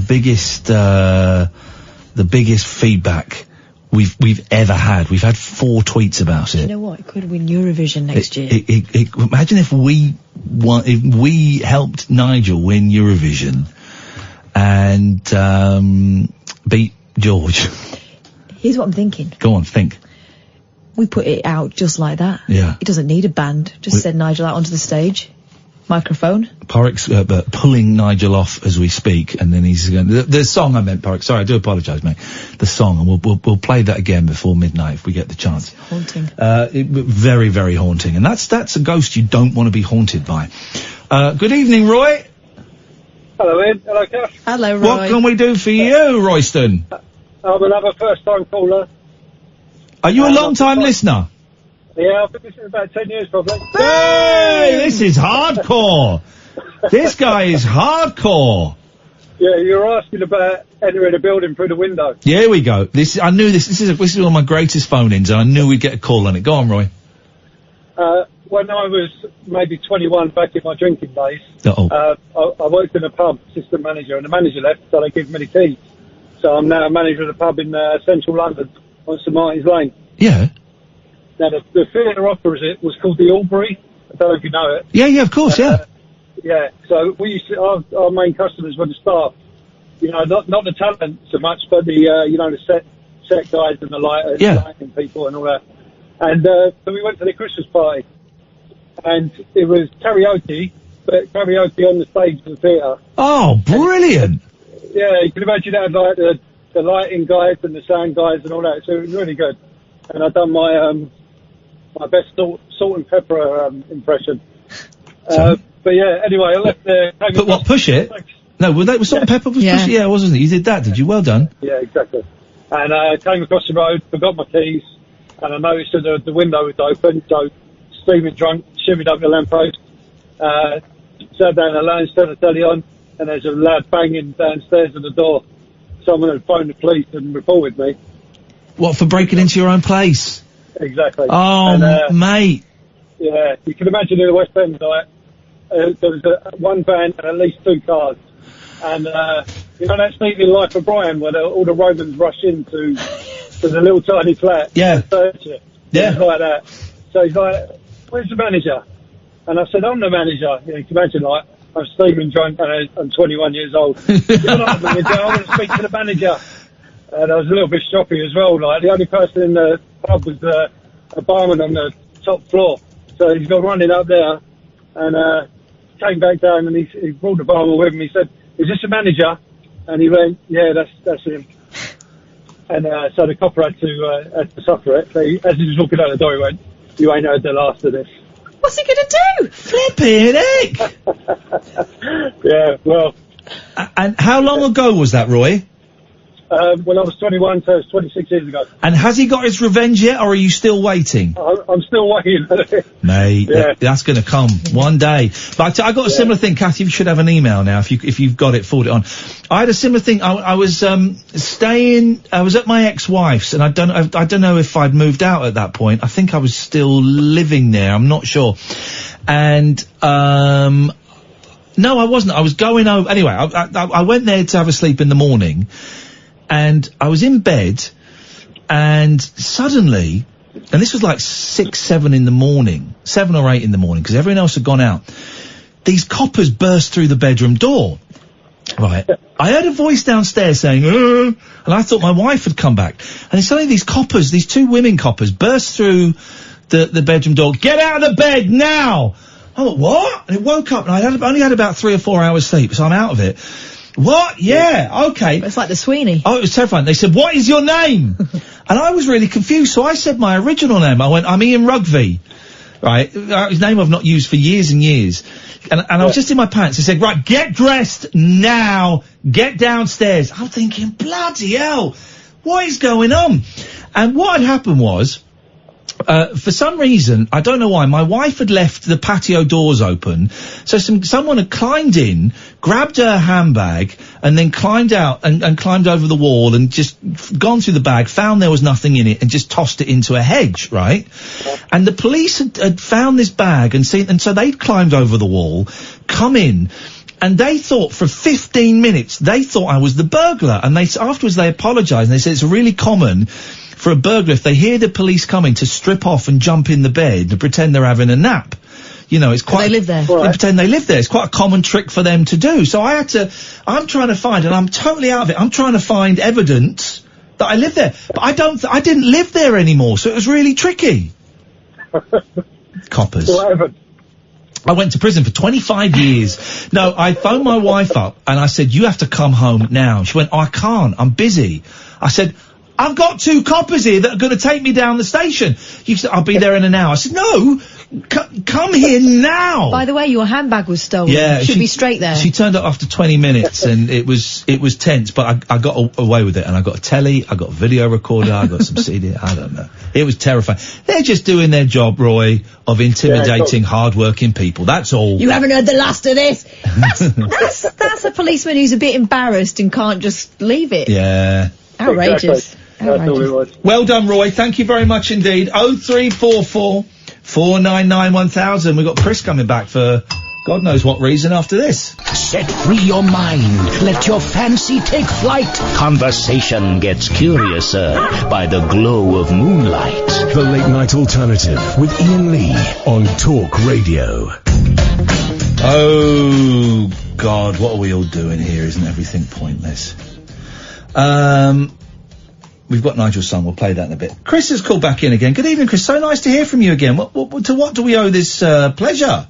Yes, I'm sorry to ring you again. That's okay, mate. Sorry, but I noticed something. I heard something that you was talking about racism. Yes. Sorry, my gun went off accidentally. I do apologise. Yes, away you go. What do you mean your gun went off? I've got a gun in the studio. It's for protection. I hope you haven't shot Catherine, have you? No. Oh, God. He's not that good. No. I haven't shot Catherine. You missed. Mister. I wouldn't murder Catherine. She's a good buddy. Gosh almighty. Yeah. You watch while you're waving that. I don't want to talk about guns anyway. Okay, well, I hope you sleep at night knowing you just blown up a 12-year-old. That was shock. Me too, Leslie. Me too. Yes, Chris. I was going to say, right. Oh, don't wind me up. Go on. Playing stupid music. The Eurythmics are not stupid. It's a classic. What? Eurythmics? Really? You think they're good?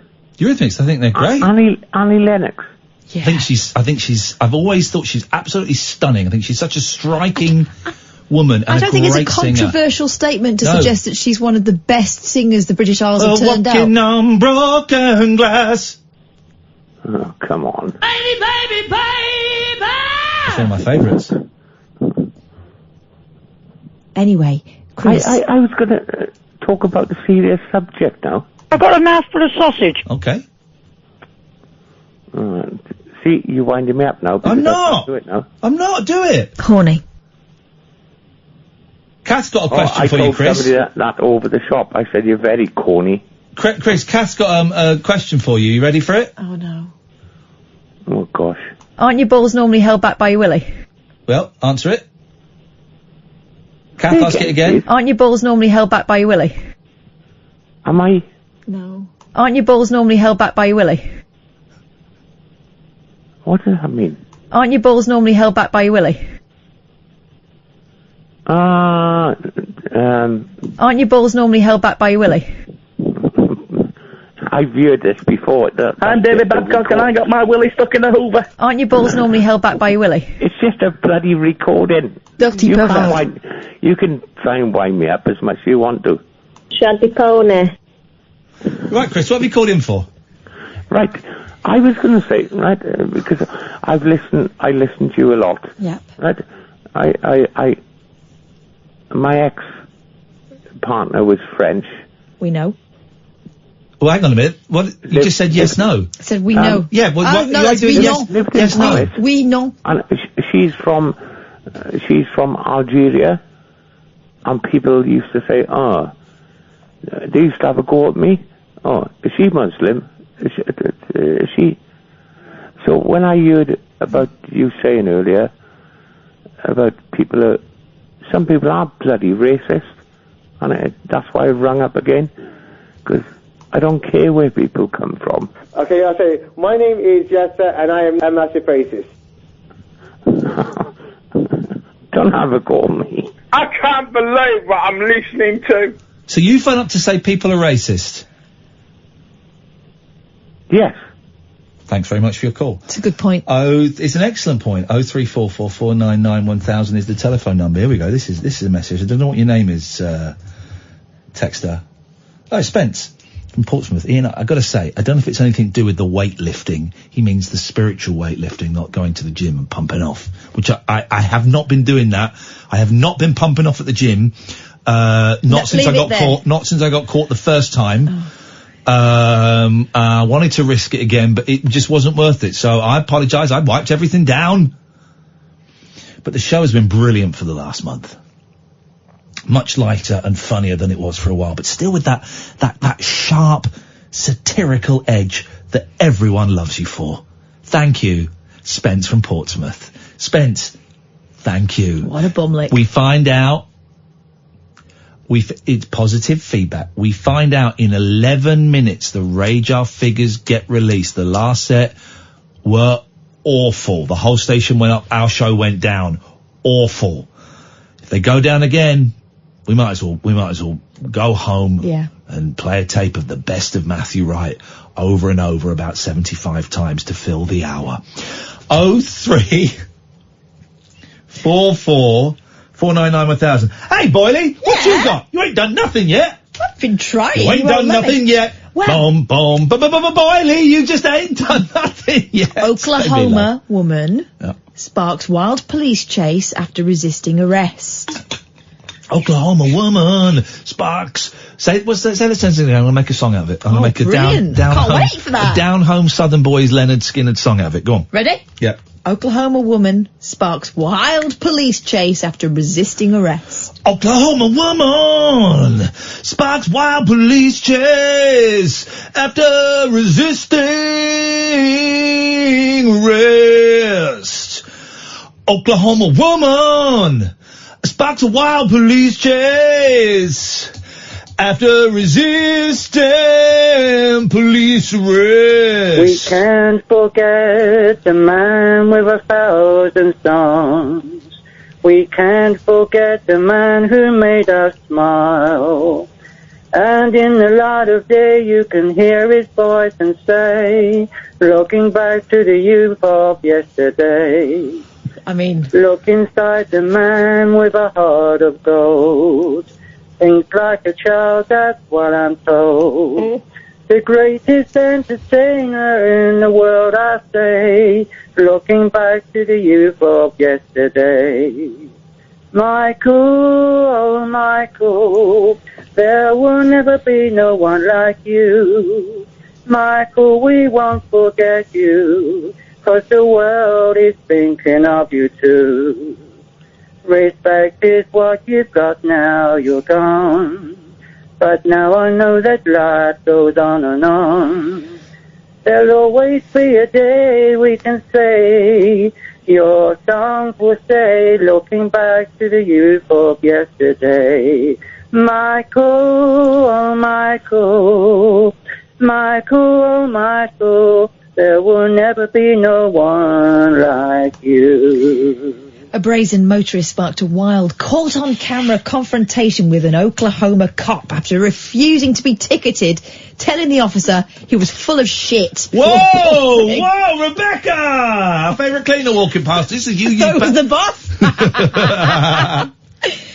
I don't think I deserve to pay $80 for something that's fixable. A defiant Deborah Hamill, 65, snapped to a cop this month from her pickup truck as he tried to get her to sign a summons for a busted taillight. Hamill was incensed that the officer wouldn't let her go with just a warning, according to the more than 3 minutes of police body camera footage obtained by KOCO TV. The video shows the officer, whose identity was not immediately known, telling the woman that she'd been driving around with a broken light for 6 months, to which she replies, "I'm truthful. I'm not going to give you a warning for something you've been driving with for 6 months, the cop tells her when she refuses to sign. When the cop orders Hamill to step out of the car, please, ma'am, she shoots back, "Why?" prompting the cop to tell her, "Because you're under arrest." Just doing the voices, and it really is something. It's great to listen to, but you should be seeing it. It's amazing. "No, I'm not," Hamill boldly replies as she locks her doors and rolls up the window, the video shows. Aye. Cheeky mare. Seconds later, Hamill cracks the window to shout, "You be fair with me and I'll be fair with you," as she continues to refuse his orders. When the officer tells her, "I'm placing you under arrest," she barks, "You're full of shit because you're not playing me under no damn arrest." As the cop orders the woman to stay after anticipating that she'll drive off, she shouts, "Oh, shut up and give me that and let me sign it." "We're beyond that," the cop says. Seconds later, Hamill drives off, setting off a police chase. The video picks back up with the cop moving in on Hamill with his gun drawn as she's parked in a lot. He again orders her to get out of the car. When Hamill refuses, he opens her door and immediately drags her to the ground, ordering her to put her hands behind her back. "Leave me alone!" Hamill screams before the cop uses his stun gun on her. Even then, she still refuses the cop's demand. "You're gonna get it again," the officer warns her moments before arresting her. Hamill admitted she tried to kick the cop in the nuts during the parking lot scuffle. "Because I'm a country girl, and no, I do not like to be thrown on the floor. I didn't like being thrown to the goddamn ground." The woman who told the officer she was in pain after the tasing was brought to a hospital for assessment. Tasing, is that what you call it? Mm-hmm. Okay. She was charged with felony assault on a police officer and 1 misdemeanor for resisting arrest, according to KOCO TV. Wow, I have no idea what that story was about because I was just blown away by the performance. Well done, ladies and gentlemen, Catherine Boyle. She's going to be taking that story to the Edinburgh Festival. Now, close your eyes and go to sleep. Hello, Luke. Hello, how are you? None of your business. What you got? We're talking about sensitive issues and like racism and things, and another sensitive issue is people not wanting to help each other in case they get sued for it. Okay. Happens all the time. And there's a lot of people that think you can get sued if you help someone, and, well, the point is you can't. You're protected under the Good Samaritan. Well, it depends. If you're helping them die... Oh, yeah, if you do something to help them die, then definitely. Yeah. So I was involved in a situation last year where it ended up being an open operation roadside, and I was involved heavily in it. The guy couldn't make it, unfortunately. Oh, man, that's terrible. It was a motorcycle accident, but I straight away saw what was happening, guys doing CPR on the side of the road. I stopped my car, I went in, and then I continued doing CPR alongside with them. Good for you, well done. And it was a case of not many people were stopping, and no one was stopping to help. and people were still driving past, and I think that the case of people are just worried about... May I ask, because there's probably a case for what you're saying, that people were a little bit nervous to do it in case they got in trouble.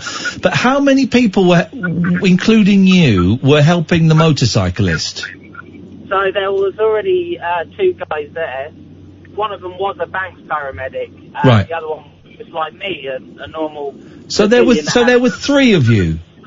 Yeah. Because part of me would think, who knows how I mean, I've been involved in a very nasty motorcycle accident, and I was there and was I was there, but my knee-jerk reaction is if I saw 3 people there, I might steer clear, not for fear of getting into trouble, just for fear of overcrowding, just for fear of getting in the way. Yeah. No, definitely. I couldn't agree more on that comment. Yeah, no, definitely.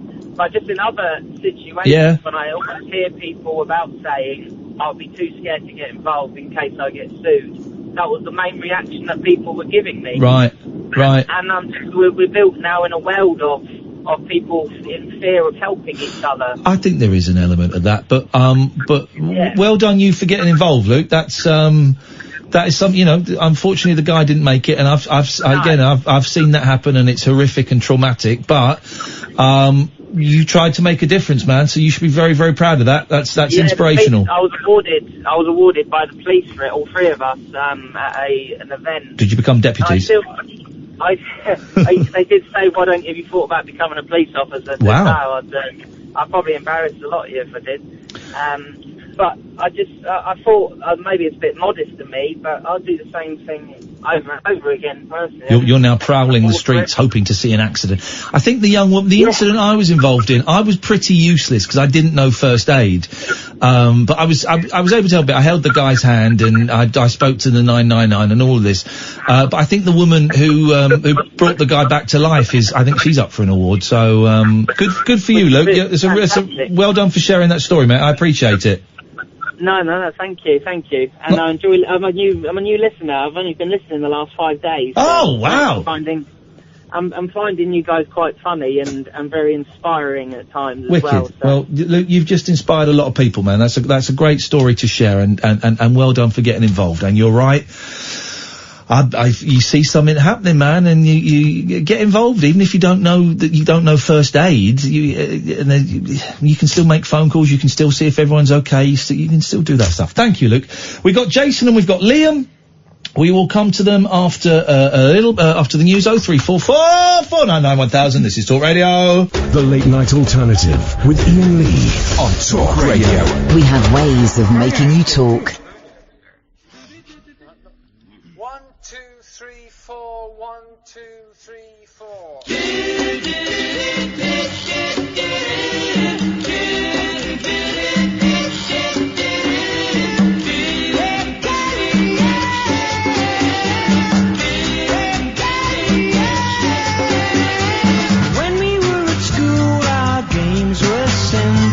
I played a janitor, you played a monitor, then you played with older boys and prefects. What's the attraction in what they're doing? Hey, Carrie Ann, what's your game? Not when anybody plays.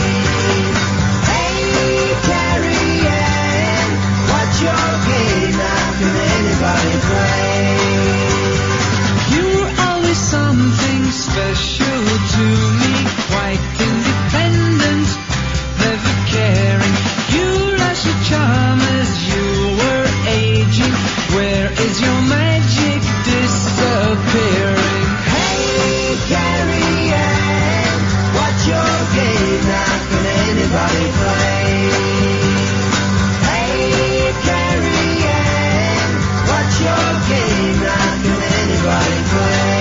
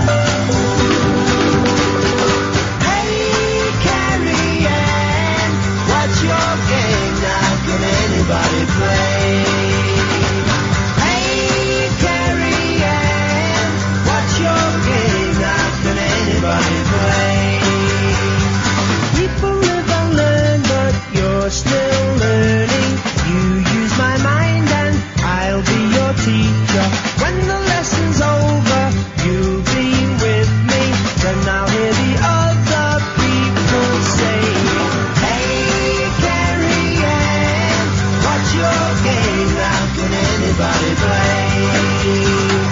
Hey, Carrie Ann, what's your game? How can anybody play? Carrie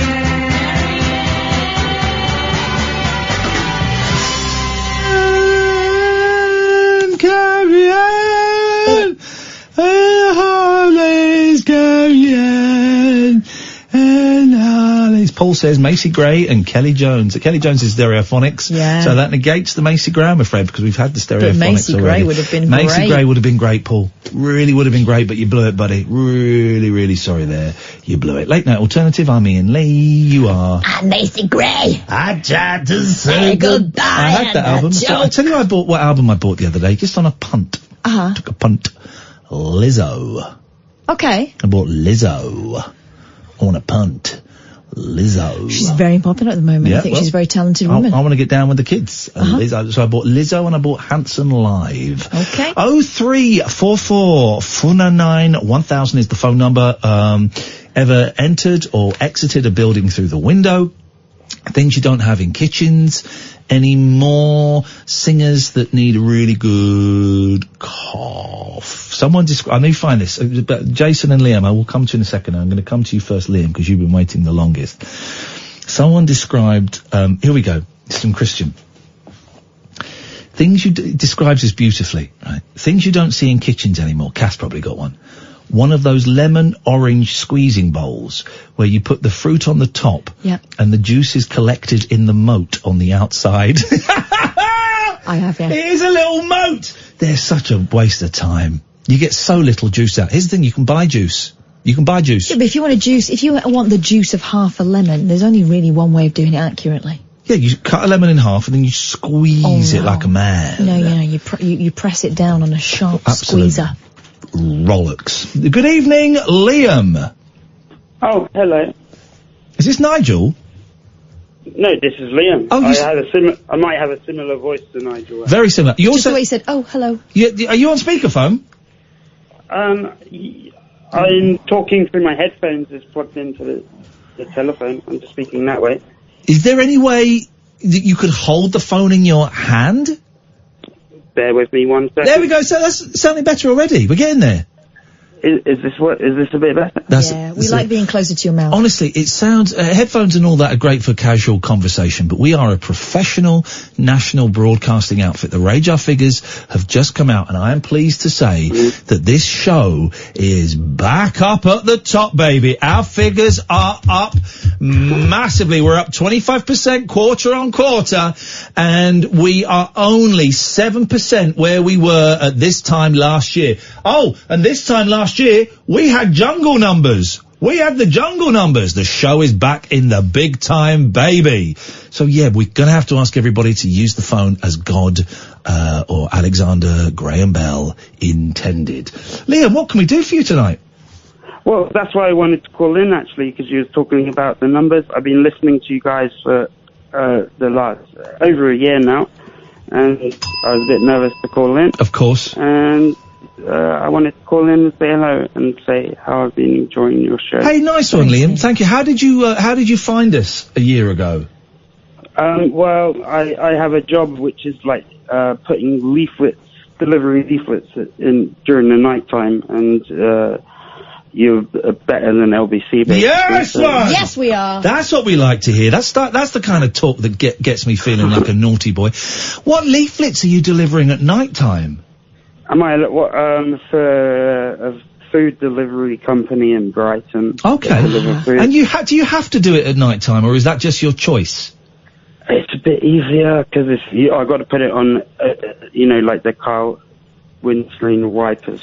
Oh, okay. You put it. So you're not putting it through letterboxes. You're doing it under the windscreen wiper. Okay, because I would be. I got a delivery once from like about 11:30 at night from Amazon, and I was quite angry with those. That's someone who's forgotten, isn't it? Yeah, I was quite angry with those guys for daring to come to my house at that late. I think knocking on people's doors after 8 o'clock, not allowed. After 7, I would say. 7 is my cut-off point.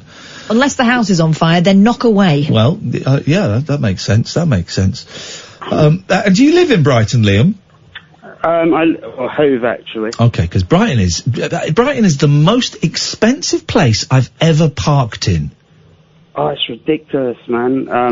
My friend Mika calls it the parking dispatcher. Oh, dispatcher or something. It's outrageous. It is absolutely outrageous. It's more expensive than bits of London. It's insane. Yeah.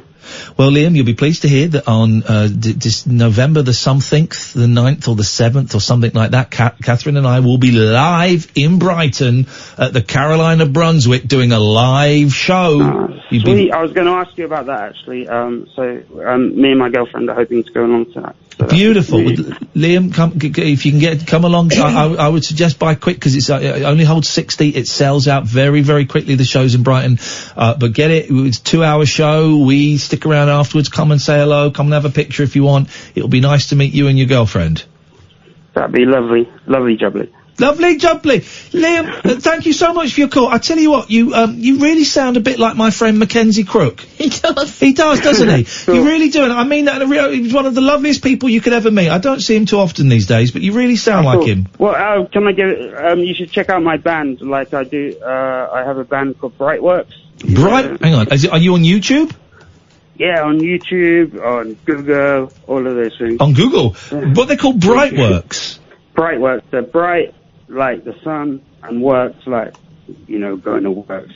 But have you got a song called Houses? Yeah, that's one of my songs. Hang on. And who are you in the, who are you in the band? What do you? I sing and I play the keyboard. Alright, hang on a minute. It says, hang on a minute. Is that you stood at are you stood in the woods?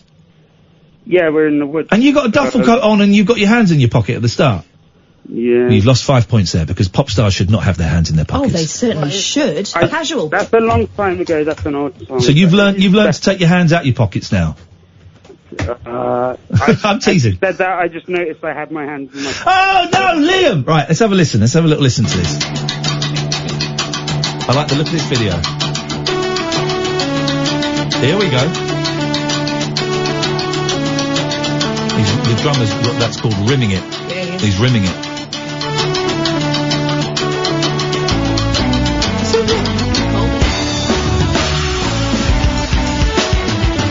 All right, this is complicated rock.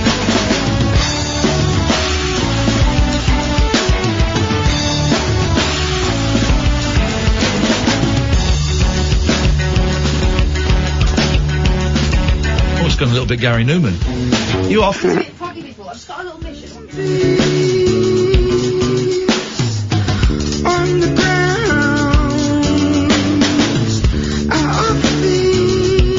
I'm gonna be honest, Liam. That's all right, mate.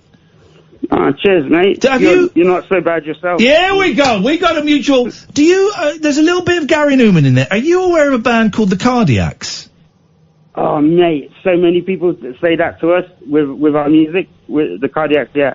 Tim Smith, man. He's a legend. I used to know Tim Smith. I used to. No way. Yeah, yeah, yeah. Do you know Carvus from? There's so many different lineups of Cardiacs. There was a guy called Carvus in there, and I was good friends with him, and I sort of knew Tim Smith a bit, and I would go in their tour van quite often and go and see him live, and John Poole and all of those people. So yeah, I knew Cardiacs, man. That's so cool, man. Cardiacs and The Fall. The two best bands. See, I don't know much Fall, but I know, Cardiacs, but hey, nice one, Liam. There you go. Thank you, mate. That's alright, mate. Lovely to speak to you. Hopefully we'll see you in Brighton later on in the year and we'll speak again soon, fella. Yeah, I hope so. I'll see you then. Thanks, man. Play my band, mate. That's very kind of you. Thank you. We'll play some more. Thank you very much. What a nice guy. I liked him. Cardiacs, that's some band, man, right? They're hard work, but then you get songs like, listen, this is what he reminded me of. This is some song. Most of you will hate it.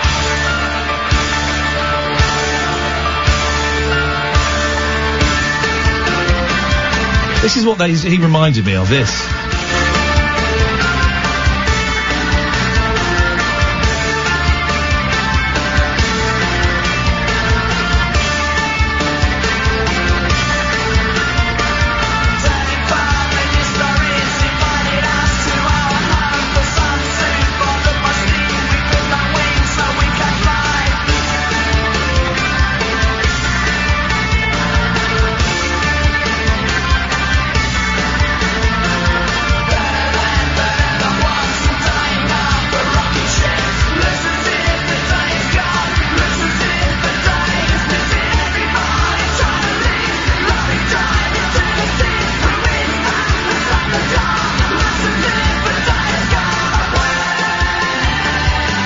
nuts, isn't it? I like this it. is one of their more accessible tunes. Right.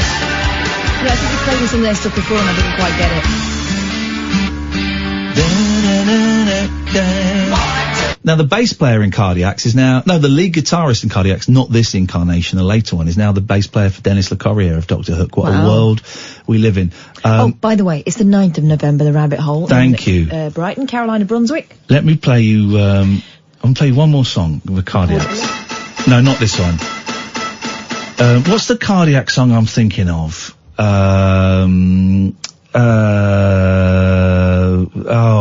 Let's talk to Jason while I try and think of a song. Good evening, Jason. Hey, how's it going? It's very well, Jason. What can we do for you? No, it's just, I think I've got a couple singers. I'm not sure if you've covered them off. Go on then. Singers that need a darn good cough. Well, the obvious one is Tom Waits, I think. Tom Waits, yes. Well, it sounds like you need a cough as well, Jace. Do I? I do. Yeah. No, but I was thinking the other one is probably a bit more obscure, but like that band from the 90s called Gomez. You know them? Oh, I'm gonna get myself arrested. Cover friends in my BMW. Gonna get my whipping Piccadilly. They were good, Gomez. They won the Curse of the Mercury Music Award. They won that, and then they weren't really heard of again. But I think they're still. I think they did a big tour a couple of years ago. Oh, really? I think so. I thought they sounded like they heard that first single, then I think the next one was sounded like flipping Genesis or something. Yeah, I know what you mean. I had that album. They were, they were a good band, Jason. So but Bob Dylan is being suggested. Bob Dylan needs a good cough sometimes. Louis Armstrong. Sorry, Jason. Sorry, what? Louis Armstrong, maybe. Louis Armstrong. Yeah, he does. You can imagine all the green stuff that comes out of that trumpet when he's finished at the end of the night. Louis Armstrong's grollies. Louis Armstrong. There we go. Yes. Jason, anything else, my friend? No, that's great. I didn't know you were a Cardiac fan, but yeah, cool. You played a pretty safe one there. Thank you very much. Hang on. You're saying I played a safe Cardiacs? Yeah. Whoa. Hang on a minute. Don't, whoa, excuse me, dude. I did play a safe one. Hang on a second, please. Is Dog Like Sparky safe? It's a mental one right now. Yeah, come on. Let me play you the one I was going to play. Let me play a bit of this. This is gorgeous. Listen to this. Yeah, you played the music. This is great. And small and few. It smells just like me and it smells just like you. She's blinded for the best in this bright tree. She makes her nest. Everyone laughs as she struggles up high. Everyone's happy and she wants to die.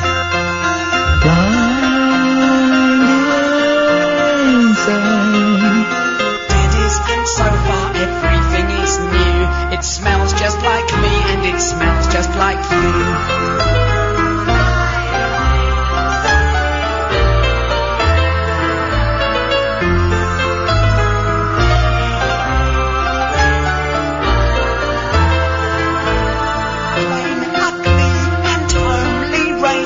Sad disgrace drawn on its face. She spits in the buds in a place where no summer shines. Like tears are shed for the living or for the dead.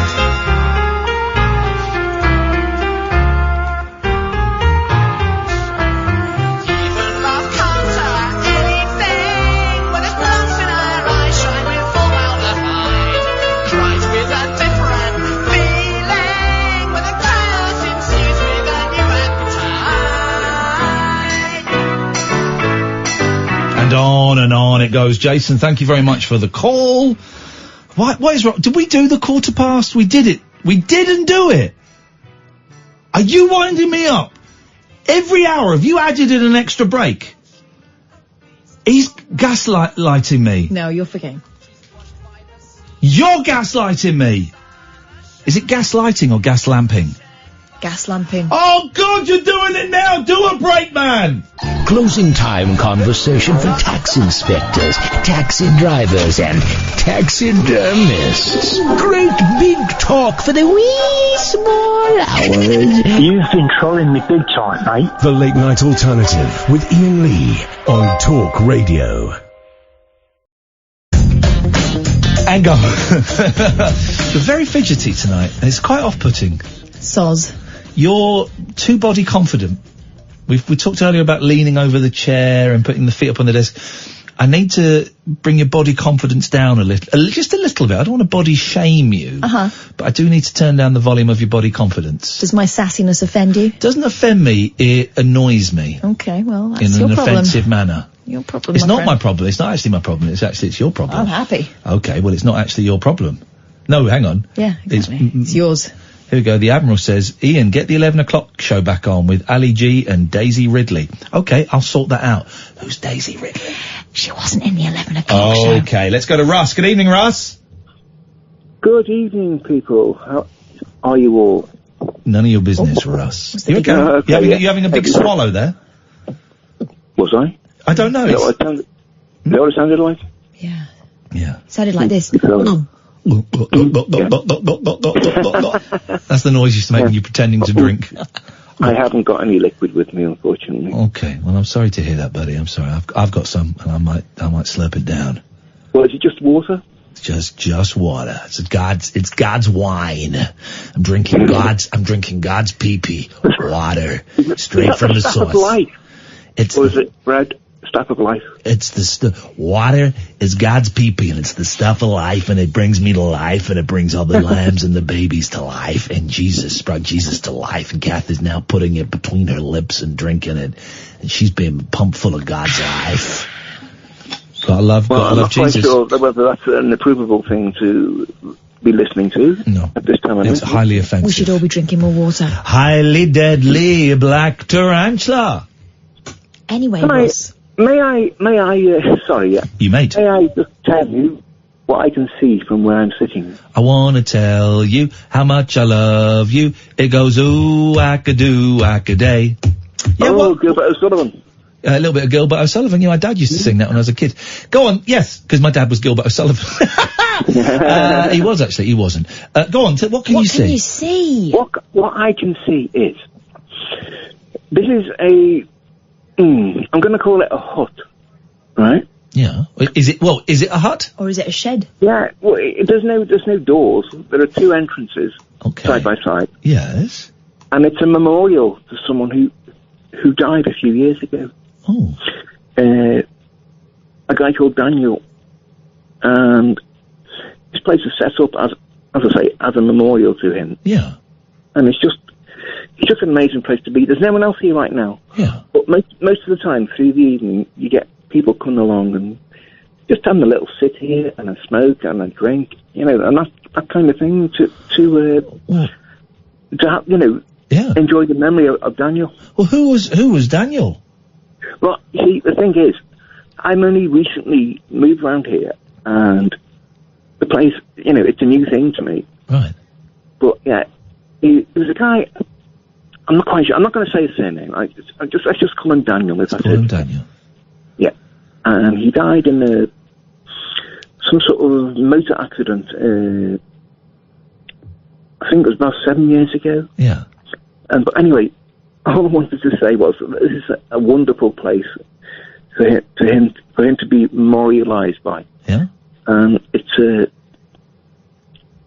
I'm not going to say let's invite everyone along, because that would be a bit of a bad one, wouldn't it? Well, if you think about it. I don't know. It could be quite nice. It sounds very peaceful there. Yeah, well, there's no one here right now, as I say. It's quite late, isn't it, obviously? Yeah. Have you ever heard of anything like this anywhere else? Yes. Oh. Well, memorials to people, yeah. Yeah, but I mean, what I should do really is take a photograph and send it to you, shouldn't I? You could tweet us a photograph. If you're on Twitter, you could certainly tweet us a photograph. Of course you could. Why is it... Okay, so you're not personally connected with Daniel. No. But I can hear by the quiver in your voice, it has connected with you in a very magical way. And I just wondered if you knew why this place has become so important to you. Well, it's important to a lot of people, not just me. But I'm interested in you. I'm not interested in the other people. I'm interested in you. Why you're there now at 27 past midnight on a Wednesday night, why you're phoning me and why your voice is quivering while you're there. Oh, Ian, I can't say, you know, everyone's got their own reasons for things, haven't they? Yeah, and what are your reasons? I really don't know. I don't know how to explain it. It's just, as you say, I connected with this place. Yeah. And, you know, there's, as you said, the word magical does apply to it. And I wanted to say it's not just the hut that I'm sitting in. There is also a basketball court, well, you know, a very small one. And it's just a place of, well, I come down here in the daytime as well sometimes, you know. Yeah. And it's a place of joy for people. And everyone seems to enjoy being here. Okay.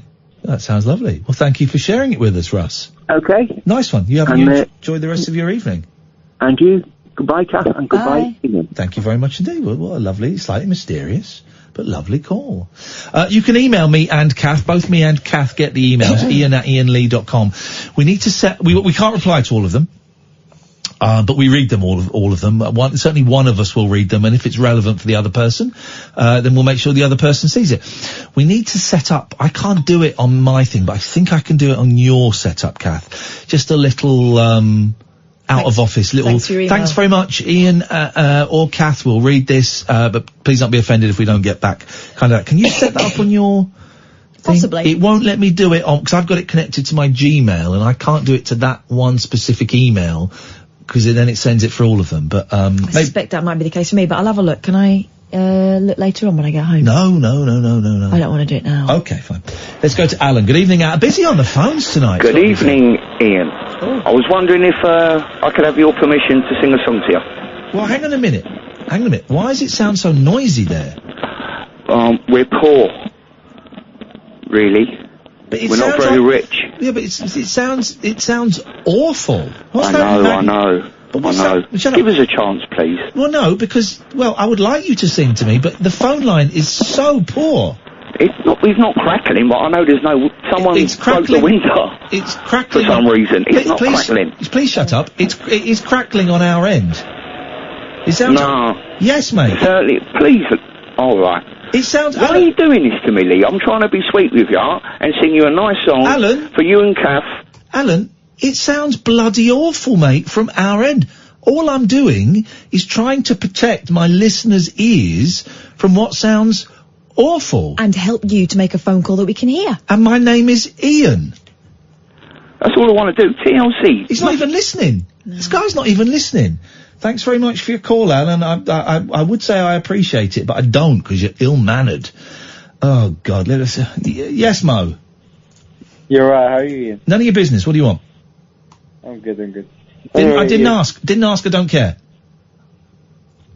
Alright. Ian, why did you spoil Strictly? Jesus Christ. How did I spoil a reality TV show for you, Mo? You told us who's on it. No, I didn't. No, I didn't. Yeah. Oh, do you know what? I've not got time to deal with absolute cretinous idiots, Mo. So, would you like to make a sensible point, or do you want to cry like a little baby because I said the name of 3 people that are rumoured to be going on Strictly? What do you want to do? Do you want to do a sensible point or cry like a baby? Which is it? I'll be sensible. Okay, away you go. Okay, why did, I was really excited for it, yeah. That's crying like a baby. He's crying like a little baby. This is Talk Radio. Late night conversation worth losing sleep over. The Late Night Alternative with Iain Lee on Talk Radio.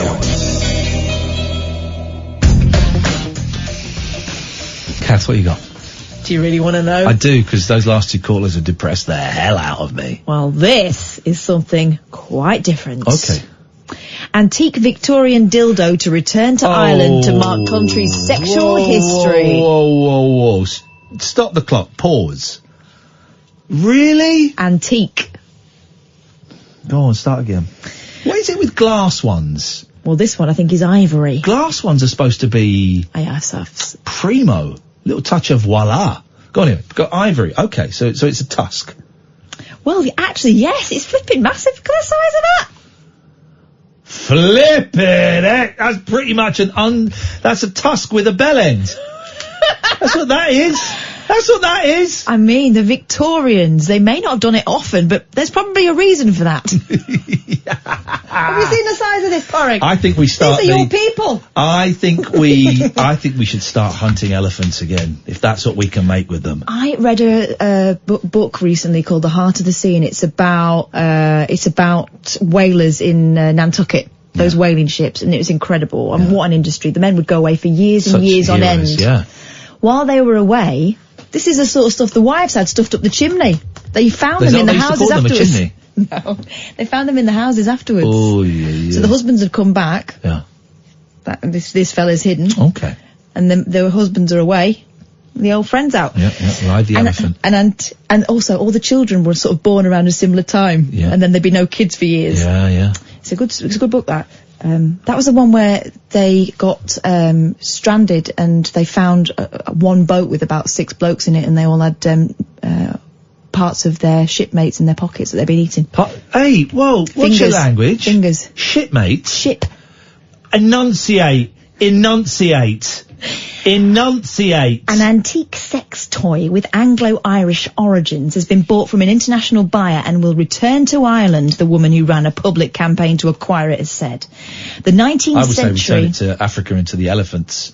Fit that on an elephant and have one chopped off. I don't think the elephants want this. I mean, they've lost enough dignity. What's the point of the tusk in the elephant? What does it do?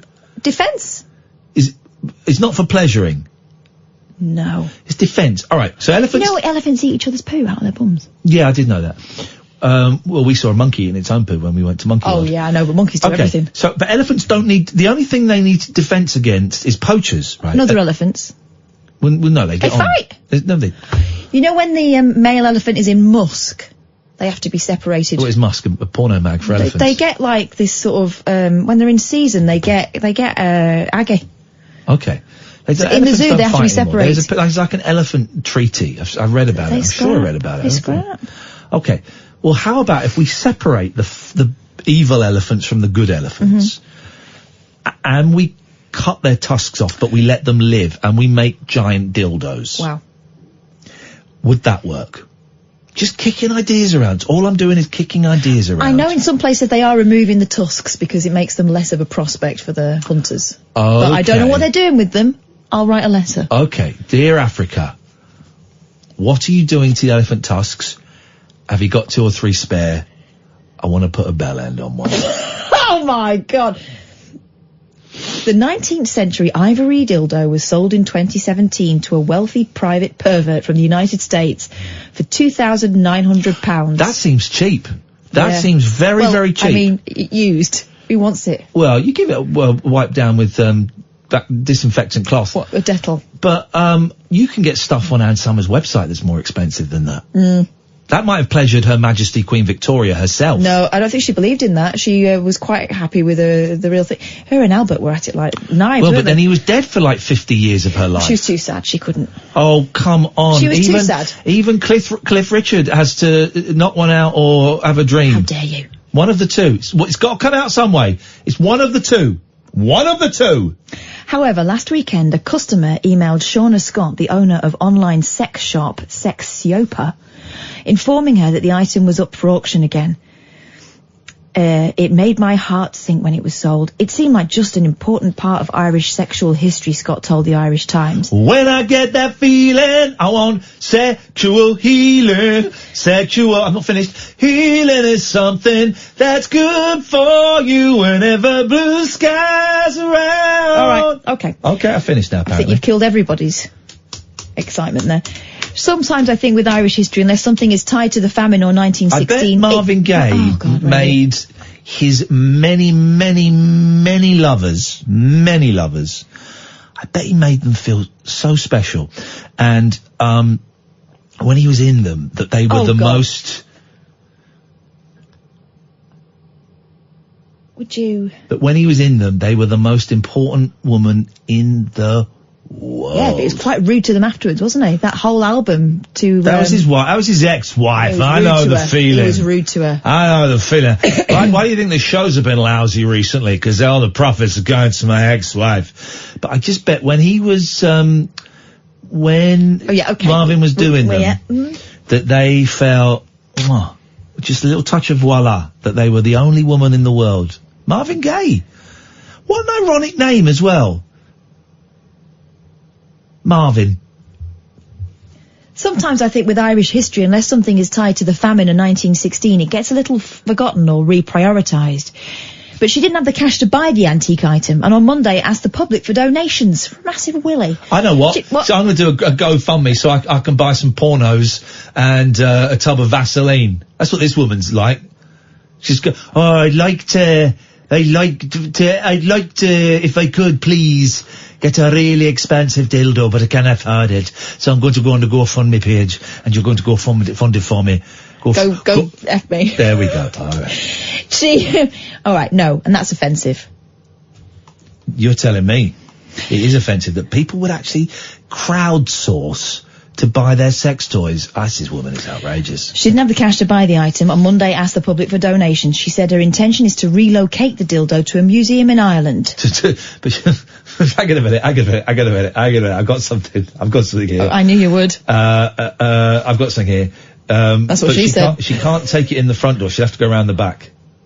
Her intention is to rehome it in a very discreet, members only. You know what I mean. You know what I'm getting at. She's the museum. Right. No, that's not true. Oh, okay. Would you just listen? Would you just listen? Could you be a grown-up about this? This is all grown-up stuff. We know it's a bit rude. We know it looks like a bellend. Mo, should I be grown up about this? Yeah, I'll just be grown up with you, honestly. Please give me the chance. We're going to be grown up. Me and Mo are going to be grown up, aren't we, Mo? Yeah. Oh, okay. Where you go, Catherine? Me and Mo are going to be mown up. Okay. Here we go. Ian, when I'm watching a movie, yeah, I get a little tingle in my dingus. What should I do? Well, Mo, that's a great question, and I'm glad you asked me. What I would suggest doing is loosening the belt. No, stop. Go on, Mo. Yeah, Catherine's telling us a story from her own diary. Can I just speak, please? You can sleep? Can I just speak? S-P-E-A-K. S-P-E-A-K. Okay, listen. Well, I don't like someone to tell me, for example, the end of a movie, and that's what you've basically done, Ian. You've ruined it for us. I can tell you the end of this phone call. He's upset because I said 3 people that may or may not be going into Strictly. How do you think he got those names, Mo? How do you think he got them? Have a little think about that. Please carry on this story. Okay, because this dildo isn't going to buy itself. Okay, jeez. The businesswoman wrote on Twitter, I don't have the extra cash necessary to purchase the ghost-ridden in more ways than one ivory sex toy, and I have zero clue as to how museum management works or if anywhere would take it. So I need help. Who can help me save this dildo? If confirmed as authentic, the sex toy is around 130 years old and was owned by a wealthy Anglo-Irish household. It received more than 100 bids from nearly 40 different horny countries when it was auctioned in April 2017. My heart went there when you said horny countries. The Irish Times reported. At the time, Matthew's Fine Art Auction Rooms advertised the sale of the antique carved ivory lady's companion in scarlet leather-lined upholstered carry box with inset beveled glass panel. Speaking to the Times just before the item was sold, auctioneer Damien Matthews explained that the original owner was fighting a battle in China, the 1899 Boxer Rebellion, where he decided to have it made and sent back to Ireland for his wife. Boxer Rebellion, I bought a book on that about 10, 15 years ago. I never read it. A little bit boring, actually, but I bought it. Well, they didn't have a chapter on this. Yeah. He sent it back to Ireland for his wife. It's beautifully romantic, he said. You can talk about it as a smutty thing, but this was very much of an object of love and desire. It goes beyond erotica. It screams love and devotion. It's very, very rare. I've never come across anything like it in 25 years of traipsing around the country. It's a rarity, and it is Irish. I don't think the elephant was Irish. Scott posted regular... You don't I've got a pretty good idea. Although I did read something about someone keeping an elephant in a flat in Glasgow. You know what's buried underneath Trafalgar Square? You know, when they dug up Trafalgar Square to build Trafalgar Square. Do you know what they found? Pigeon poo? Elephant bones. Right. Loads of elephant bones. There were elephants there. From when? From the elephant age. I don't know. Romans used to use them, didn't they? There were loads of elements under Elements? Jesus, you're getting me... Yvonne Elliman was under Trafalgar Square. What kind of madness Carry is on this? with the story. Can we get this woman on the show? And can we get rid of you? Yes, actually, Those are the yes. two questions. Can we get her on the show, and can we get you off the show? That's how I'd like this to work. Scott posted regular updates about the progress of her crowdfund on Twitter between 4:28pm and by around 8pm informed her followers that they had won the dildo for Ireland. Yes! The businesswoman was accepting donations via her PayPal account. Speaking to HuffPost... I'll make a donation. I'll leave a deposit. I'll splash out on this. I think that's all I got. Yeah, I'm done. Yeah? Can put something towards it? That doesn't work. Okay. Speaking to HuffPost UK, Scott described her excitement. I've already got a ton of support and interest from local historians and museum staff who want to help me with this project, she said. This has truly been, she's Irish. This has truly been a massive group effort from the people all over Ireland to save an important piece of Irish sexual history, and I can't believe I get to be part of it. How much of a part of it, though? We'll find out. I'll give her a shout. The end. Oh, okay. Great story. This is Talk Radio. The Late Night Alternative with Iain Lee on Talk Radio. Looking forward to my 2 hours, 25 minutes sleep before I go to my next job. Mouth ulcers already forming. Won't be having a shave tomorrow. I think I can get away without having a shave tomorrow. I'll have a little shave on Friday. I think I can get away with these things. Well, they're going to put loads of makeup on it anyway. Okie dokie, there she goes again. Good evening, Christian. Hello, I've got 3 random celebrities that may or may not be involved in Strictly Come Dancing 2019. Well, just to warn you, if you do this, Christian, you are going to get so much hate. Clapped in irons. Clapped in irons for ruining people's... telling them the end of the film. I can't wait to be clapped in irons. Oh, wait, where you go? It's my main ambition. You kinky okay, devil. we have 50 Cent. 50 Cent is going to be in there. A little bitty. 50 Cent is number 1. Who's number 2? Bob Hope. Bob Hope, number 2. That's a big signing. We do have a backup for him. Yeah. The final, and we have Holly Berry. Holly Berry? Holly Berry? Holly Berry. Holly Berry? As in the berry... The berry for Christmas. Holly Berry. Holly Berry. I've never heard, and the fact that you mispronounced Halle Berry's name so poorly makes me think you must be telling the truth, because if you were just making it up, you'd have made up someone that you could say. You'd have practiced it too. This guy is spot on. Mm-hmm. I believe those names, Christian. Ian, you can't handle the truth.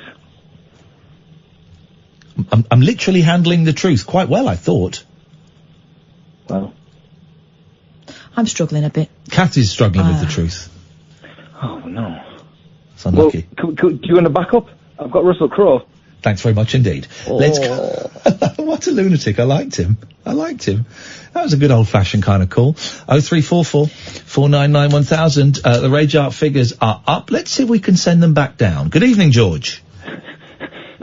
Good evening to you. You conjured a memory earlier, talking about... Was it a memory of a phone call to another radio station? No, it was... Big Ivory Lady's Companion? No, I popped round to see Ian Dury one evening, and Kilman and the High Roads.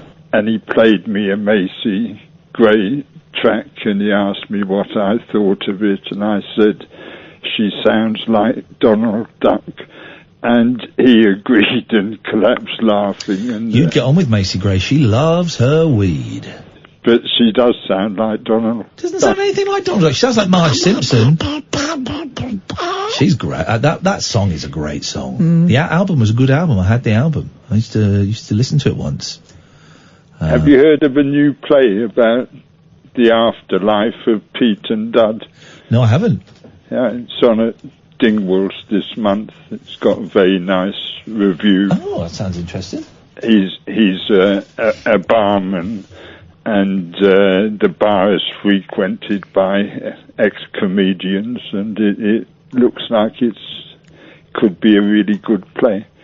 It's on at Dingwalls this month. You think you'll go? No. No. Why not? You're always amazed when I tell you I'm not going to do something.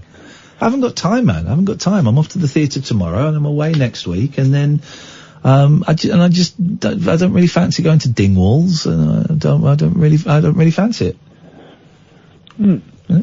You surprised me. I don't know. I thought you were a fan of Peter's, but I am a fan of Peter's, but I don't want to go and see a play in Dingwalls about him. Okay. I don't know. Don't know. Don't understand anything. Well, what is there to understand? There's a play on, and I'm not going to go and see it. What is the issue there? Yeah, but the Macy Gray sounded like Donald Duck. You don't think she sounds like... I think she sounds... I get the joke she sounds like Marge Simpson. I don't think... Motley. I don't think she sounds like Donald Duck, but I've not heard her for a long time. I could be wrong. Next time you listen, you'll hear Donald Duck. Okay, well, it's possible, but I just don't know. Well, hang on a second. What was Macy Gray's song? What was the song called? I Try. Let's see if we can. Let's see if we can find Macy Gray singing that. Okay, here we go. This is Macy. Ladies and gentlemen, please welcome to the stage Macy Gray.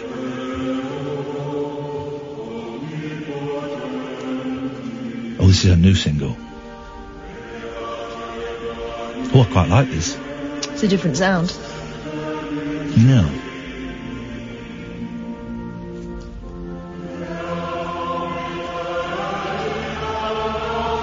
Oh, this is nice. Which one is she?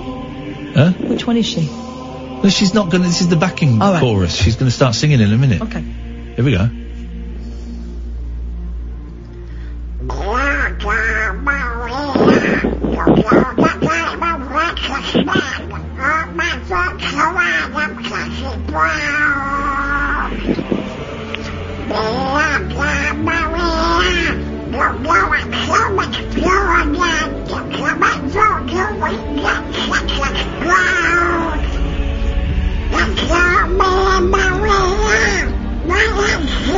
I can't hear it myself, George. I think, it doesn't sound anything like Donald Duck to me. Let's go to Raheem. Good evening, Raheem. Good evening, Ian. You're talking about people that need a good cast, yeah? Have you ever thought about Duffy? Oh, yeah. I don't remember what Duffy sounds like. I'm begging you for mercy. Mercy. Yeah. You know that one? Was that Duffy? Yeah. I like that song. Was she the one that did the Coke advert and lost all credibility? That's a gamble. Most pop stars get away with doing an ad. I liked her. She could do with a cough. Sorry? I mean, she should have done a Bond song as well. A what? Do you remember her song, Rain on Your Parade? Yes. Are you about to take off? Is the spaceship you're in about to take off? No, I'm in the car, mate. Okay. Cars can't fly, as we know. No. No. Hey, hang on a minute. Not yet, Raheem, are you still in Brighton? Brighton? No, you're Southampton, aren't you? You're Southampton. Yeah, I was in London just now. I'm coming back from London. You didn't come and see us when we did a show near Southampton, did you? I remember now. Where was this? The thing we did. The rabbit hole. Yes. Yeah, I'm coming next time though. Next time you do it. Well, that's it. We're playing in Bath. That's near you, isn't it? No, it's not. That's about 2 hours away. Right. Okay. It's. Hang on a minute. How can Bath be further away from you than it is from us? Well, I suppose it could be further away. That would explain actually further away. Yeah. All right. Thank you, Raheem. Thank you very much. Thank you very much indeed. You got anything? Yeah. Go on. Okay, have this. Gosh, what a friendly pair those two are on the radio. You got any stories? Yeah, have this. Hungry Tony Jays munched his way through the World Stinging Nettle Championship by eating 58 feet of the stinging plant. Okay. Tony devoured the leaves from 29 2-foot-long stems of nettles to take the title. Why he did it? Nobody knows. Yeah. Retired school teacher Lindy Rogers, 67, won the women's category by getting through 46 feet of nettles. Although the 67-year-old only decided to enter the eccentric contest at the last minute, her technique of dipping the nettles into her cider, that's why they did it, proved decisive. She said, I had a nice glass of pear and apple cider which I dunked the rolled up leaves in to make them moist and easier to go down. I'm thrilled to have won. My tongue is black today, but I feels fine. 3-time winner Phil Throme, who holds the record of 104 feet, attended the event but chose not to take part this year. His mouth is in tatters. The 23rd Nettle Eating Championships took place at the Bottle Inn pub in the village of Marshwood, Dorset. It first started in 1997. Country folk. They got tellies now. They don't need to do this. It first started in 1997 after a local farmer lost a bet with another over who had the longest nettles, with the loser having to eat a whole stem. I don't know what a long nettle means. Like a tall, I guess. It grows high. Yeah. They don't grow along, do they? They grow up. Okay. Pauline Brooks, landlady of the Bottle Inn, said, we had quite a few first-timers take part this year and they're all very brave. The weather was lovely and we had a brilliant turn of our competitors and spectators. Yes. Oh, turnout. They spelled turn out. Mirror online. The spelling on these online stories and the grammar is appalling. It's like they just fart them out. It's kids turning these crappy stories out. I mean, well, listen. But bless them, we use them every night. Oh, God, we can hardly complain. This show is awful. But we get content from complaining about how bad these stories are. It's a lovely turn hour. Paul Ross has stumbled into the studio. Good evening. I've seen and heard a different side of Kath tonight. Yeah? The vocal range and accent. Was in rep in the 1950s with Sir Michael Caine or something. I don't know what you mean. But it's, you know. She's incredible. Listen. If you want to come and co-present and produce my show, we won't need any phone calls or guests. You could fill 4 hours with and who's coming down the garden path now? It's Beryl Reid, sister, or something. It's an old lady. Yes, I can do an old lady. You see, she can do it all.